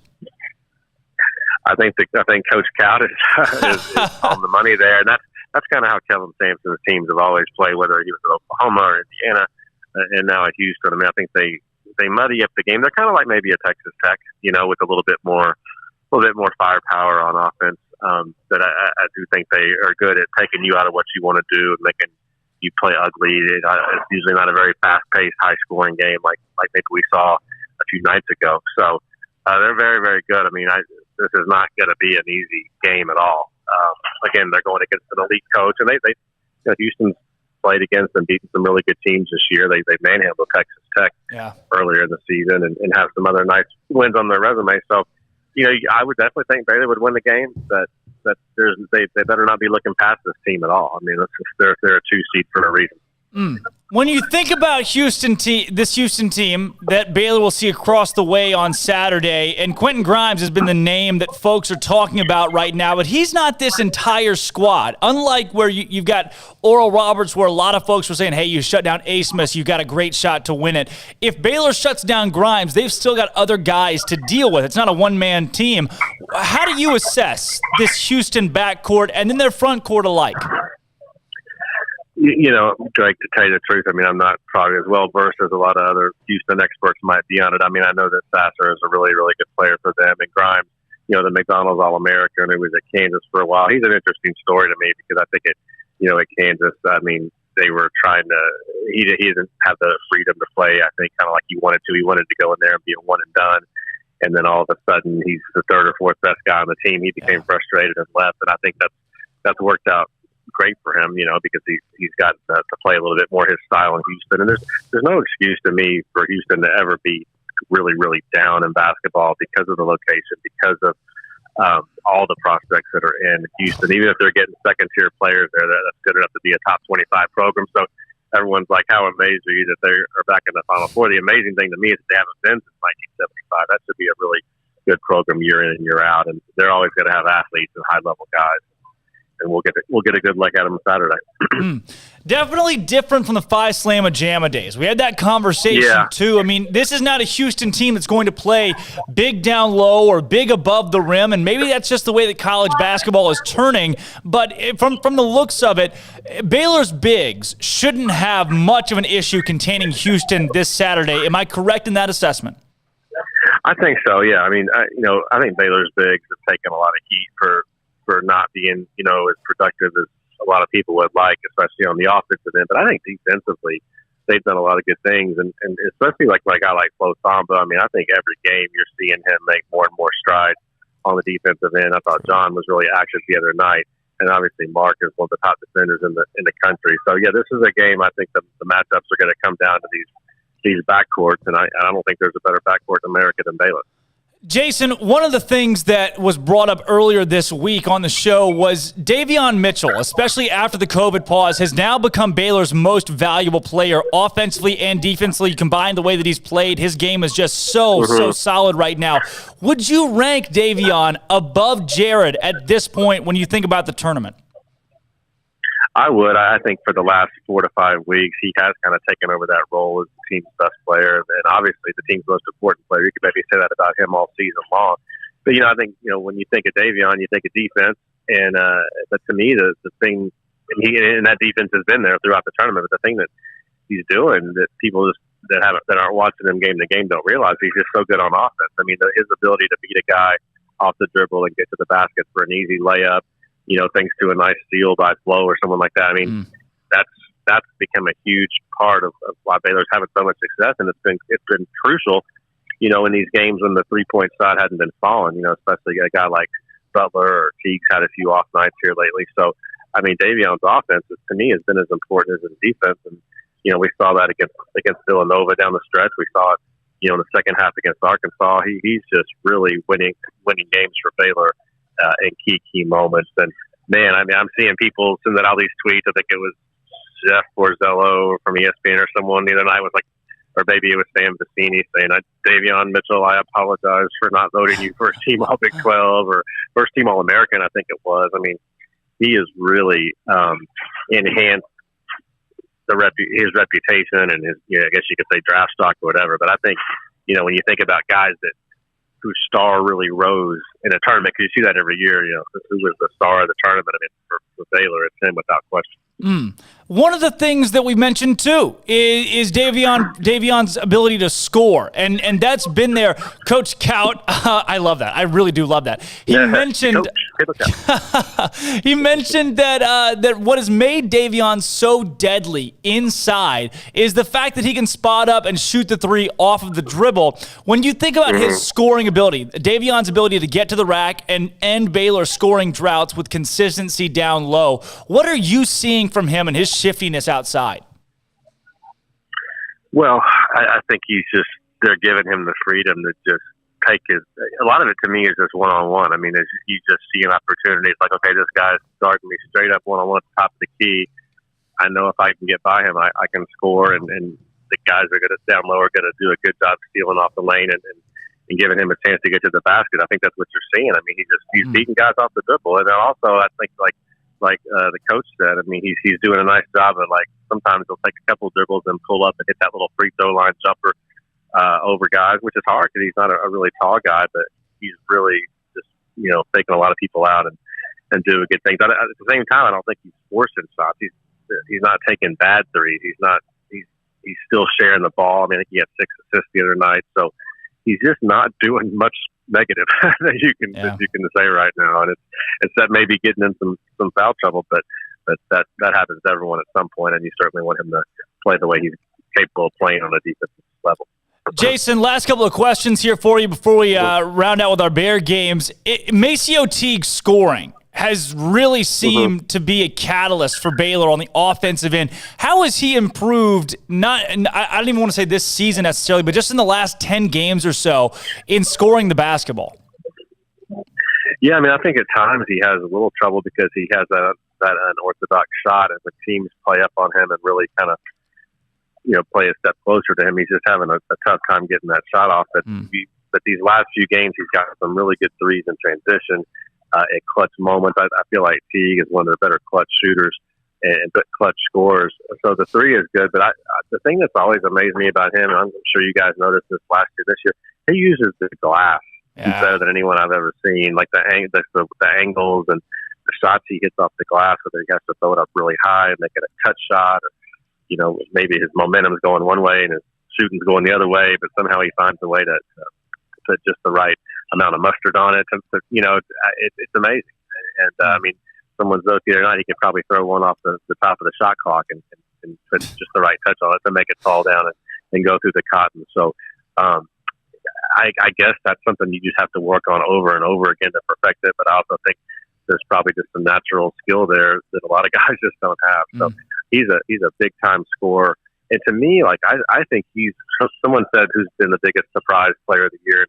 picking Maceo Teague might be a bit of a surprise to some people that I would choose him, but the fact that he's elevated his offensive game from good to great is something I wasn't expecting. I was thinking he's going to be, especially with the addition of Flagler, I thought he'd be about a 13-point a game guy this year, but for him to put up the numbers he's done, especially on a team with Butler, is really phenomenal. I love it. I love it. Maceo Teague has been so consistent down the stretch since that game against Texas Tech, I guess it was, where he just exploded. Yeah. Tell me, Jason, last question before our Bear games. When you think about Saturday's game, and I know folks have said it's going to be an ugly one just in the way that Houston plays and that Baylor could play that slow pace with them and still win. What do you foresee happening opening tip to final buzzer on Saturday?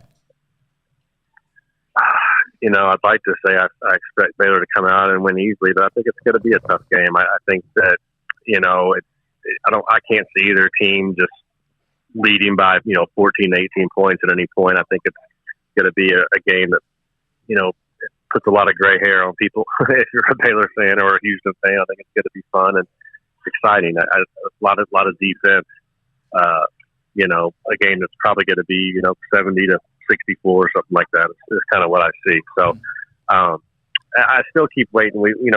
Even though Baylor's in the Final Four now, I still don't feel like they've had that game yet where their offense is that explosive, just force that we know they're capable of. I mean, now we did see it a little bit early against Arkansas, I guess, but I mean, I'm waiting for one of those games when Baylor comes out and hits like 13 to 15 threes.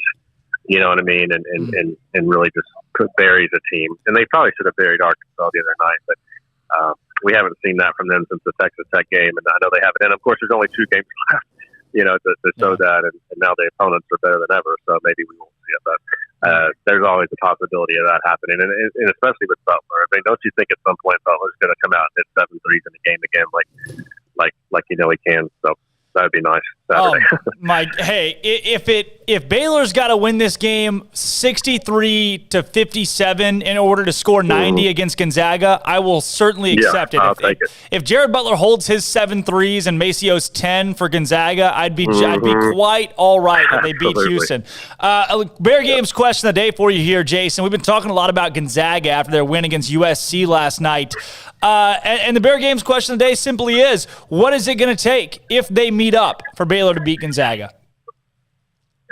I think for that to happen, I think Baylor is just going to have to impose its will on Gonzaga defensively. I don't think the Zags have seen anything like what they're going to face against that Baylor backcourt in terms of defense. But at the same time, Gonzaga is still going to score a lot of points, I would think. I mean, especially in the paint, where I think they would have a decisive advantage. So as I ramble on and try to get to a point here, I think maybe it is going to take, is it just going to be a scoring fest? You know what I mean? Is it just going to be a deal where it's 95 to 88 or something like that, with both teams hitting 13 or 15 threes maybe? So I hope it's that kind of game. That'd be fun. And I really do, though. I think Baylor can beat that team. I mean, I felt good about their chances in December. Gonzaga, people are already anointing them as the champions, it feels like, and they deserve all the love they're getting. But I really do feel like Baylor can win that game. Oh, my goodness. It'd be unbelievable. I mean, I think Baylor, to the extent of what we've seen now, it seems like still an underdog. It's Gonzaga, gap. Baylor, gap, the rest of the field. Right. And so that gap, Baylor overcoming it, would be unbelievable if those two teams meet in the championship. But maybe Baylor's UCLA has it in the tank, though. Maybe UCLA has it. Yeah, maybe they do. But I tell you what, Baylor is not. I think Baylor would love to play Gonzaga. A lot of times the true winners. I mean, when they get in that situation like that, I mean, are you going to flourish or are you going to flounder? I mean, Baylor's not scared. That these guys want that opportunity. You know what I mean? And I think that they think they're better than Gonzaga.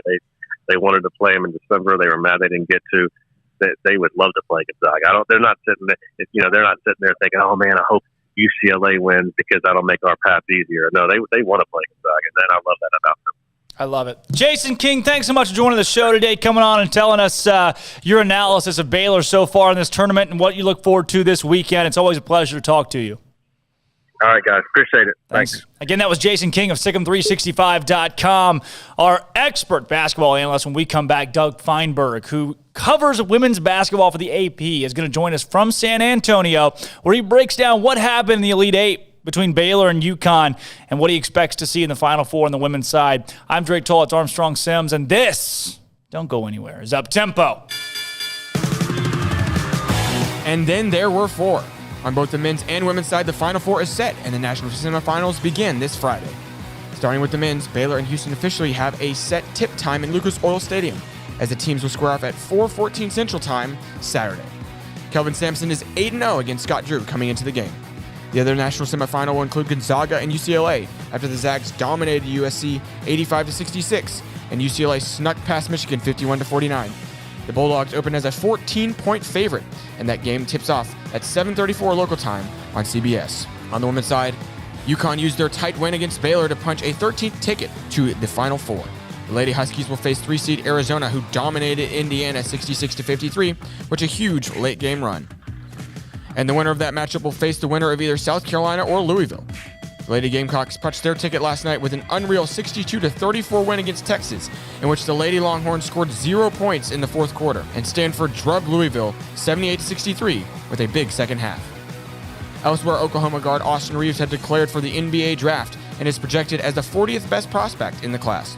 And the referee that collapsed on the court during the Gonzaga and USC game early last night, Bert Smith, is reported to be okay and was not transported to the hospital after team staff tended to him.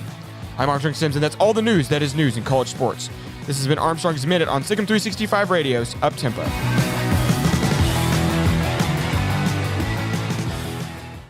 With so many companies and policies out there, it gets so confusing shopping for insurance, and I never know if I'm getting the policy that's right for me. Luckily, I met the team at the Niche Group Insurance Agency. With the Niche Group, you can go to one company and get access to coverage options from many insurance carriers, and you get to speak to a real person about your specific coverage needs. With the Niche Group, I know I'm getting the right coverage at the right price. If you need insurance, talk to the experts at the Niche Group at 1-800-258-8302.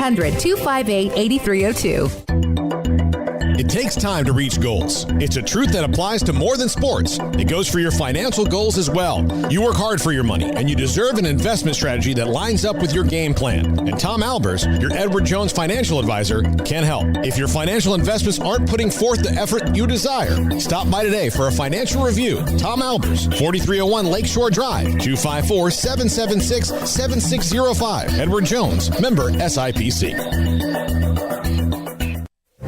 Stepping into the boots of a U.S. Army officer can add confidence and leadership skills to your son or daughter's career path. See all the things they can achieve in our boots at GoArmy.com. U.S. Army Waco Recruiting Company, 254-598-8131 or 254-776-1543. Born in Waco, Brotherwell Brewing exists to serve the Central Texas community with locally crafted beer of the highest quality. They want to bring Central Texas closer to the brewing experience so everyone can enjoy well-made beer as much as they do. For 2.5 years, they've been bringing high-quality beer to Central Texas at their location on Bridge Street in East Waco. And this football season, you need to stop by on game day for curbside pickup or stop by their tent next to SicEm365 at Brazos Parking for your pregame refreshment. Brotherwell Brewing believes in community and bringing people together to enjoy products made in their community. So for your game day, whether it's a tailgate or at home, stop by Brotherwell Brewing for high-quality craft beer made right here in Central Texas, 400 East Bridge Street, and check them out online at brotherwell.com. Boozers is the wedding ring store and more. If you're ready to get engaged or already married and want to upgrade your wife's ring for a special anniversary, Boozers is the place to go. With the largest selection of premier quality diamond engagement rings and wedding rings in Central Texas. They have 7 cases with over 300 styles of rings from top designers like Natalie Kay. Choose from yellow, white, or rose gold, plus beautiful top quality loose diamonds. With an in-house jewelry, they can also custom make anything you want. Bring in a picture or drawing and let Boozers create your one-of-a-kind pendant or ring. They can even use some of your old gold and diamond jewelry to create something new. At Boozers, you'll find a great selection of quality timepieces, and Boozers is the place for expert watch maintenance and repairs too.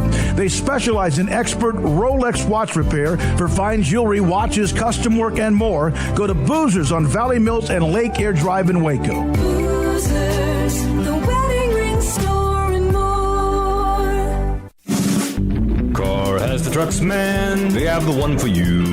Crew cab, short or long bed, silver, black or blue. Texas size selection, great prices too. Richard Carr, he has the truck for you.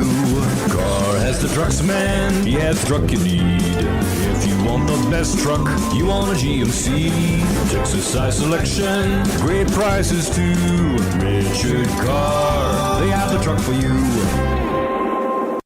Welcome back to Up Tempo on SicEm365 Radio. As there's a drive in a deep left field by Castellanos, it will be a home run. And so that'll make it a 4-0 ball game. Now back to the Bears Den with Drake Toll for a Baylor take on your lunch break. All right, welcome back to the Petty Clinic Low T Bears Den. Happy Wednesday, folks. Having some technical difficulties we're working through trying to get Doug Feinberg on the show to talk women's basketball. Doug is down in San Antone covering the tournament. He was covering the women's game, was there for the Baylor and UConn game. Going to give us his take on what he saw here shortly. Before that, though, while we're trying to get him on, Baylor baseball. Yeah, we got to talk about it. It's baseball season. How about that? It's a little bit weird to me. It was really baseball season for a little bit. Like, baseball started, and it was like, yeah, baseball, woo! Baylor and Texas. You know, you had that midweek, or the series against Xavier and Memphis, and I was there. We were all there. We watched it. It was baseball season. And it's just not now. It's cold outside. Really can't stay. What is it, 60 degrees outside, 58 degrees outside right now. The wind is howling. It's back to basketball weather. It's been all focused on basketball for the last week. I haven't even said the word baseball. Now here we are talking about baseball. Baseball bounces back with a 4-2 win over Texas State. Baylor is now 4-1 in midweek contests. Baylor baseball, the victory over TSU on Tuesday night, made them 14-10. 14-10 this season. They were on a 4-game losing streak. Prior to that, they lost a midweek to Sam Houston State. They lost 2 to Texas, 2 out of 3. Midweek to Sam Houston. Lost 3 games to sweep to TCU. So if I'm doing my math correctly, that's 1-6 in a 7-game span. It's a really tough skid there for Baylor. Started off strong in the first inning with 3 hits last night. Texas State climbed back, although Baylor was up 2-0. Climbed back to make it 2-2. Antonio Valdez, though, hit a single to put Baylor up 3-2. And then Kyle Nevin hit a home run, first career home run in the first pitch of an at-bat to make it 4-2 later on in the game. Top of the 8th, though, Texas State was loading them up with 1 out. And that's when had a big double play from Esteban Cardozo-Quindo, and then Jacob Ashkenos, who's 3-0, picked up his 3rd victory of the season. 3 scoreless innings. Texas State, Jake Wood, and then Luke Boyd. Jake Wood is the losing pitcher. Luke Boyd was the guy who got the save for the old Bears. Baylor 12-2 at Baylor Ballpark, 13-5 against non-conference opponents this season. That's the Bears' first win of the year when getting out-hit. And it's the 3rd-year sophomore Brooks Helmer who made his first career start, first appearance of the year, and threw a scoreless 5th inning. Kyle Nevin's first career home run. And Trey Richardson had his first career triple. Coach Rod spoke to media after the game. Not sure if we'll get to that. We do have the highlights, though, from the Baylor baseball win over Texas State last night, knocking off a pretty formidable Texas State program. Check these out. You're watching Big 12 now on ESPN+. Plus, on this Tuesday evening, the Baylor Bears step outside of Big 12 play to take on the Bobcats of Texas State, making the trek up from San Marcos. Bobcat defense giving them a free run if he'll hit it on the ground, but he goes in the air. 1-1 will score at least 1, and Baylor's going to make it a 2-0 start to this one before that first down ever rears its head. It's a 2-run triple off the bat of Trey Richardson. Moves him back into the 5 spot. This will get through. They will send Richardson home, and he will easily give Baylor its next lead, 3-2. Got him on the 2-2. It's the first 3-up, 3-down ending tonight by a Baylor pitcher, and it corresponds with Ashkenos working with a 1-run lead. Boy, does he ever. A charge in that one. Out towards left. Goodbye. Kyle Nevin will give the Bears some insurance. Count, drop that slider in there for a strike. Got him on the 2-2. 0-2. Second out of the inning and a double play. 3 pitches, 3 strikes. Bobcats down to 2 outs to work with here in the ninth. Sky high off the bat of Hollis. This should do it. Cardozo-Kindo underneath it. And Baylor's back in the win column. Luke Boyd slams the door shut for his 4th save. Jacob Ashkenos, your winner tonight on this Tuesday evening against Texas State. All right, Ashkenos 3-0 now. Baylor baseball taking the win against Texas State. Not, like I said, not a bad mid-major to have a win over in the midweek. How about, Doug Feinberg's coming on here in about 2 or 3 minutes. Before then, though, we have breaking news out of the Baylor women's basketball program. Jordan Oliver, 5'10" sophomore guard from Prosper High School, has entered the transfer portal. She, freshman year, backup point guard, appeared in 23 games. This was last season, 2019-2020. She had a 2.3 to 1 assist to turnover ratio, averaging 3 points, 1.7 rebounds, 2.3 assists per game. She was slated to, really, get up, stand up. Jordan Oliver was going to be a big part of the Lady Bears next season. Kim, the way that Kim Mulkey plays this is that she doesn't want to have to start freshmen. She doesn't want to have to start players that are inexperienced in the college game because it's tough to adjust to the speed of the game. You could hear her last night say she yelled it out to, or you could hear her in the game against UConn. She yelled out to Sarah Andrews, said, "Sarah, pick up the pace. Play faster." Kim Mulkey does not like to start or play freshmen that frequently. And part of that, maybe it puts a bad taste in some of the players' mouths, but it's just part of building that successful program where you have senior-laden team that goes on to make deep March Madness runs thanks to experience. But Jordan Oliver now in the transfer portal, so we'll see what comes of that. But to help us break down the now, see, we don't know what's going to happen in the future with Jordan Oliver, but we do know what's happening right now. And so does Doug Feinberg, who is our resident at this point, he lives in Texas, so he's our resident women's basketball expert. Doug, thanks for coming on the show again today.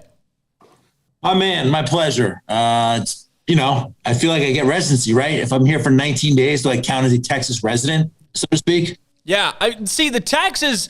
People complain about the taxes, but honestly, I've seen a lot worse. So you're not in that bad of a spot when it comes to. You might as well just buy that hotel room outright. I wouldn't mind my apartment. As nice as this hotel room is, they've done a great job here. I actually got some fresh towels this morning, so that's a plus. I miss my apartment in New York. Doug, you said it. The first time we talked to you, it had only been a couple of days, and you were like, look, so far it's not that bad. We're just chugging along, and it's been 3 weeks now. You still hang? Are you, at this point, you're just scratching into the walls, the little tally marks on how long you've been there? I'm not, because I have freedom. I go out for walks every day. I have a nice little porch out here I can sit on and get some sun, although it's overcast today, so not a great day to go out and get some sun. But always wear sunscreen. I should say that. I have fair skin and that I burn pretty easily. So it's fine. I'm not climbing the walls. Listen, I get to watch basketball games. I've seen the last 4 nights some really good basketball games. So what better job can you have in the world? So no, I feel like I'm climbing the walls. I'm not putting the little tally marks on the walls of the hotel I'm staying at that, oh my God, I only have 5 days left or whatever the number is. Yeah. How about this, Doug? Where I want to start when it comes to what we've seen in the Elite Eight, and of course you got to start there, but being a journalist, there have been a lot of things that folks have thrown out that have just been, and I'll say it outright, that have been cheap. That folks are saying about what happened in the Baylor-UConn game. One call does not decide the entirety of a ball game. I think when anybody that knows sports can agree that it wasn't that one call that was the end-all, be-all in that game. D.D. Richards getting hurt was a big part of why that game was so close down the stretch. But I want to know, Doug, you told us last week that you'd be at that contest. What did you see going down the stretch in the last couple of seconds? Well, let's start with you hit the nail on the head. There are a lot of things that happened in that game. And to say one call determined the outcome, you don't know the sport. Because one call never determines something in a close game. There's 100 calls that could have gone either way that determine things. D.D. Richards going down. Baylor's playing great. They're up 10. She tweaks her hamstring. That was the change point of the game. You want to know why they lost or a big reason they lost? because Dee got hurt. And that's not blaming her. That's injuries happen. But things are going well. They go up 10. They seem to be pulling away. They're containing Beckers and Kristen Williams with Dee and Dejanay. And then, unfortunately, the air came out when she got injured. And you made that 19-0 run. And credit to Baylor to come back. I mean, they made it. They had a chance to win that game. And as I told you before, my seat is about 1,000 feet from the court. So I had a terrible view. I had no monitors for replays. I couldn't tell you that a foul, not a foul when watching it live. I saw a replay a couple hours later. Sure, she looked like she got fouled. But that's a judgment call. Yeah. And I'll tell you, Drake, the referees to me were consistent the entire game. They were letting them play physically. And whether I agree with that or not, I wouldn't have let them play that physically, but it was consistent. There were a lot of calls that they could have gone, both where UConn fouled and Baylor fouled, which they didn't call. So to say that last call at the end of the game, that's the reason the referees threw the game in a sense and let UConn win. No, they were being the same consistency they had for the first 39 minutes of not calling physical play a foul. I love that analysis. I love that because I agree so much. And I knew, Doug, that you would bring some reason to everything that is so unreasonable right now about that play and that call. Kind of sticking there with that, though, one of the things that caught me was that Kim Mulkey did not have an immediate reaction. The TV announcers did not have an immediate reaction, that when it happened real-time live, it wasn't as egregious as it is when you slow everything down. And I'm sure if you're an official on the baseline, you could have seen it, but there was not an immediate just, oh, that was bad, So I think that has to be factored in there as well. I want to know, though, from a writer's standpoint, for someone that's followed the sport so closely for so long, what have you seen? What do you think about the reaction across the country to that call?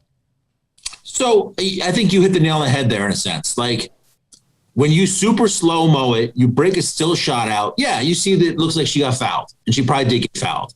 But we live in the real time, and you couldn't see it on the naked eye right away. You heard the broadcast. I was obviously there, so I didn't hear it. But it sounds like at that moment, no one was going crazy over it. I love the passion out there. I'll phrase it that way. There's a lot of passion about what happened, whether it was a foul, not a foul.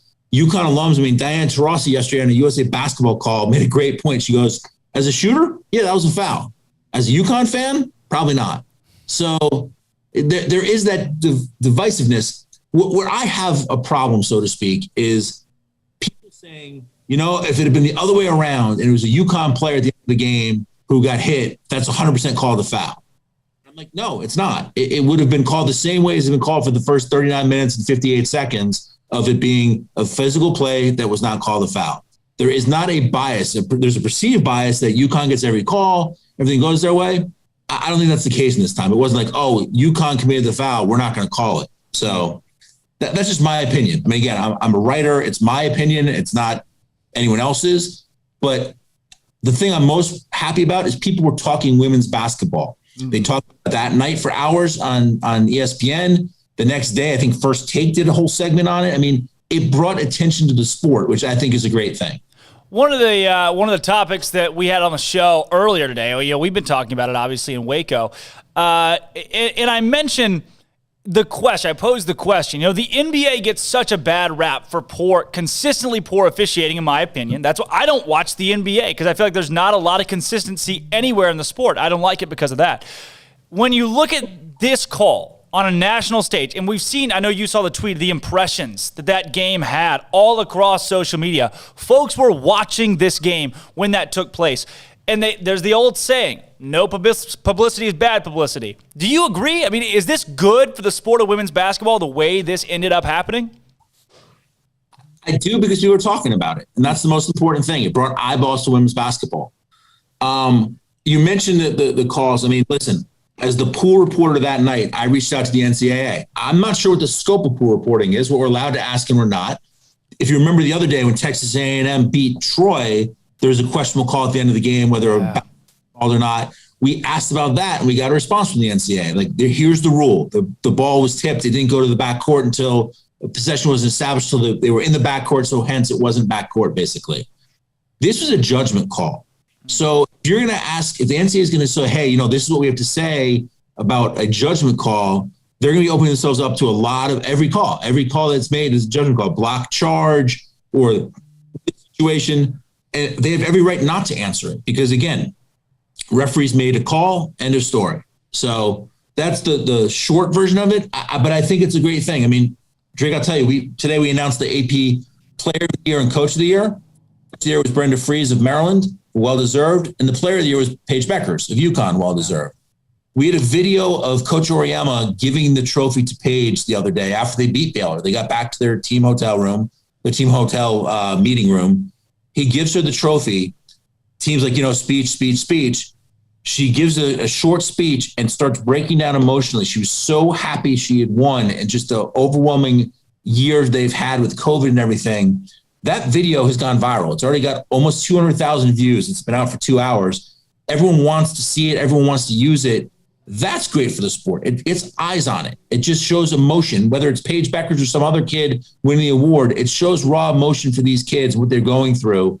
And I said, that's a great moment for women's basketball, getting eyeballs on a player that obviously everyone knows Paige Beckers in the women's basketball community, but it's growing the attention on the sport. And that to me is a great thing. I love it. I love seeing the game grow as well from a fan perspective, not just media perspective, but just loving the sport of women's basketball. Doug, before we let you get out of here, just last couple questions for you. The way this Final Four has shaken out, South Carolina, the dominating win against Texas, Stanford, the unbelievable comeback. I say unbelievable for how well they played in the fourth quarter and finished that game. And then on the other side of things, Arizona with a, quote, Cinderella almost run to the Final Four. What do you make of this field that's still left? Well, let's start with the first thing, which I think is tremendous. I mentioned last night on Twitter. We have 2 black coaches in the Final Four for the first time ever. And that's just a great thing for the sport. It shows how the sport's growing. More coaches getting a chance. We've written stories over the past month or two about if you can't see it, you can't be it, so to speak. And now there are all these young coaches, all these young girls out there who can see 2 black coaches in the Final Four. I can do that. That could be me down the road. And that to me, I think is very special for them. Storylines, you mentioned the Stanford comeback last night.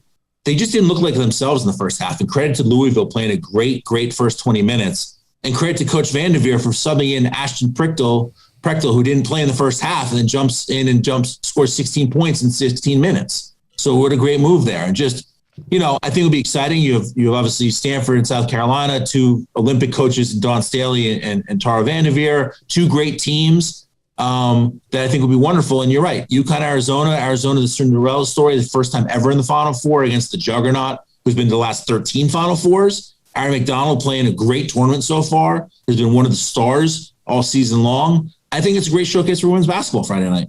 I'm excited to see it without a doubt. Our eyes will be on it for both of those matchups. And I tell you what, I do want to get this before our Bear games. Who do you got in your national championship out of these 4? So I think I've done your show, 3 times now? Yeah. The last 2 months or so. I've picked from the start Stanford, UConn for the national championship, and Stanford winning the whole thing. So I'd be foolish to change what your gut says at the beginning. I did not have Arizona. I did not have South Carolina. I admit it. I had Maryland and Texas A&M. So I got those wrong. But I picked Stanford and South Carolina. Stanford and UConn, and Stanford winning the whole thing. So why change what I'm doing now? Yeah. Well, all right. Stanford, UConn it is. I love the Stanford pick, especially with we talked about them going for so long without playing at home. I mean, this is normal for them. They're used to this. How about Bear Games question of the day, Doug? I'm going to flip it over. We have not asked you anything about this, and I'm sure you've caught at least 1 or 2 of the games, I would hope. On the men's side, our Bear Games question of the day is, what would it take if they meet for Baylor to beat Gonzaga? I admit I have not really watched much of the men's after the first day or 2 when I lost Ohio State and Illinois. I had to make the Final Four. I had actually Gonzaga beating Illinois in the championship game. So I lost attention, bracket. And if you don't have a bracket, now games to worry about. But for Baylor to beat Gonzaga, I don't know. That was the game everyone wanted to see early in the year, right? Those are the 2 games since the start. I think they'd have to figure a way to slow down Gonzaga's offense. I mean, they have 3 potential, I think, NBA players in their starting 5, and that's a great thing to see for the Zags. And you know what? I like great storylines, and it'd be wonderful to see that upset, but there hasn't been an undefeated men's team since Indiana, I think, back in 76, I think the year was. Yeah. So be wonderful to see an undefeated team, and let it be a team that's not a Power 5 school. That's a school that's been there and sort of working its way up and has been a power in basketball from the outside, so to speak, for the last decade or two. I love it. The Disney movie madness here, where we go from men's basketball to something that maybe you're a little bit more of an expert on. I know you've told us that you're a big fan of these Disney movies. Yeah. We've got today's matchup is between Finding Dory and Monsters University. There are a couple of new school ones there. Is Finding Dory the sequel to Finding Nemo? Yeah. And is Monster University the sequel to Monster Inc.? Yep. I mean, I got to go with the fish, right? I mean, Finding Dory is like, you go with the fish all the time. So let's go with the fish and Finding Dory over the Monsters University. Wow. I love that you said we had a caller yesterday that what did he say, Armstrong? He was like, something, I love aquatic life. That was his reasoning for picking Nemo. He was, what did he say? Said, I have an affinity for sea creatures. An affinity for sea creatures. So put Doug Feinberg down for that. Then how about The Incredibles or Toy Story 2? Wow, that's a tough one. I'm a superhero guy, so I got to go Incredibles. I think it was a great movie. I mean, I think that came out before the major run of Marvel movies. So it's kind of like one of the first super movies that I thought was pretty cool, animated. No offense to Toy Story 2. I think on your show a couple of times ago, we were talking about Toy Story 3 maybe. But yes, I'm a huge fan of The Incredibles. It's tight, though. That's like an 8-9 matchup as far as like how tight it could be. But I'd have to lean towards The Incredibles. 12-5 right there. He's going the 5 over the 12 by a hair. I love it. Hey, Doug Feinberg, thanks so much for joining the show again. I mean, coming up on the Final Four, I know you've had a fun time in San Antonio, and it's not over yet. Enjoy the rest of this week. Thanks, my friend. Appreciate it. Absolutely. Thanks again to Doug Feinberg of the Associated Press. I've got a video right here, Armstrong, from the Twitter of Paige Beckers receiving that award that Doug was just talking about. That. If you've got that, let me know. You got that? We do have it. Good. It's okay. Take your time. It's all right. Don't worry about it. No, please. It's all good. All right. It is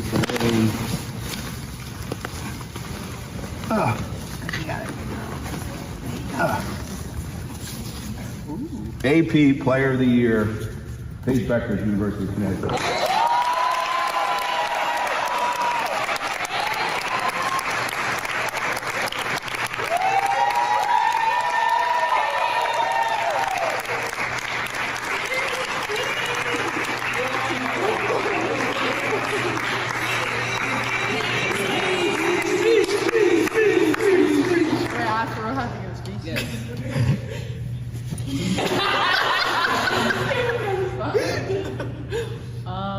I know I love you guys, and none of this would be possible without you guys and Coach.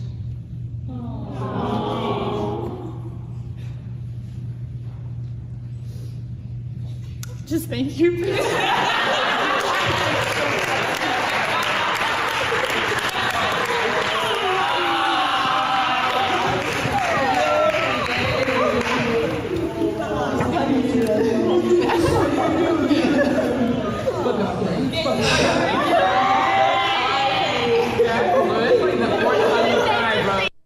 I love it, but I hate it.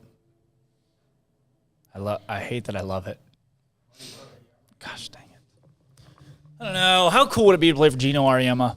Him and Kim Mulkey both. If they were assistants together on like for the Olympic team, that'd be a dream. It'd be unbelievable. Paige Beckers, National Player of the Year. She's the same one that was like, they're like, Paige, what does this mean to you go to the Final Four? She was like, I don't know, man. Prior to the game, we were talking about, what was it? What was the song? Oh my gosh. I tweeted it a while ago. It's so far down on my Twitter list. But it's some Jaden Smith song. Like, look at me, like, How About Me Now? And she's like, yeah, we were singing How About Me Now, and then we walk in the arena, and Karate Kid and Jaden Smith are playing, and How About Me Now, and that's God. Okay. We had that conversation yesterday. Do you watch this show? Usually. You produce it sometimes. Most of the time, though. That's Armstrong he's a trooper. I'm always producing it. I'm only sometimes watching it. Yeah. Wow. You should take a day off. Say Friday? That sounds good. All right.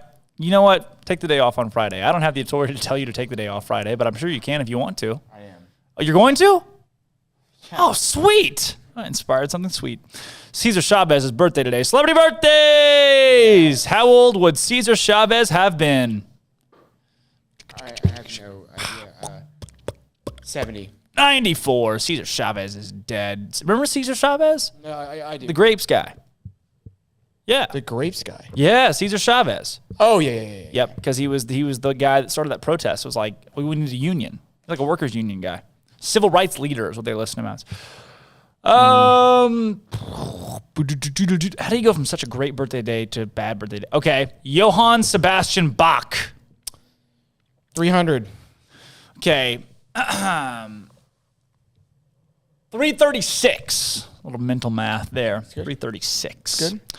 Christopher Walken. I'm going to say he's... See what I did there? 70. Christopher Walken's 77. Got 77. He's walking here. Hey, Al Gore. Al Gore's birthday today. Lockbox. 75. 72. Gordie Howe. Do you know who Gordie Howe is? No. Hockey player? 28. Gordie Howe is very dead. He would have been 92 today. 92. 93 today, 93. something like that. The math only goes so far on some of these. I got you. This day in sports history, guess what happened? Grand National. How long can we go through Grand National season? Is it always Grand National I season? love the fact that for a second there, It wasn't. It wasn't for a week. It was like, we're past Grand National season. Oh, no. And then it was just kidding, and what's 2 weeks later, and we're still getting Grand Nationals. Yeah. Which one is this, 87th? 67th. Dang it. Yeah. That would have been a random guess. Which took place in like 1908. 1905. Oh, so tough. Tough. Test cricket debut of feared Australian fast bowler Fred the Demon Spofforth. Australia loses second Where do you test get these? Where do you get these? by 4 wickets. Where do you get your Versus this day in English. sports history from? Because I have a feeling it's not like an American site. Feared Australian fast bowler Fred the Demon Spofforth. 1915. 1877. The Demon. That should have given you... Why?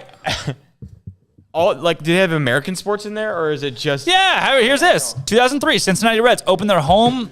Oh, shoot. You know what that means. Cincinnati Reds? Later, guys.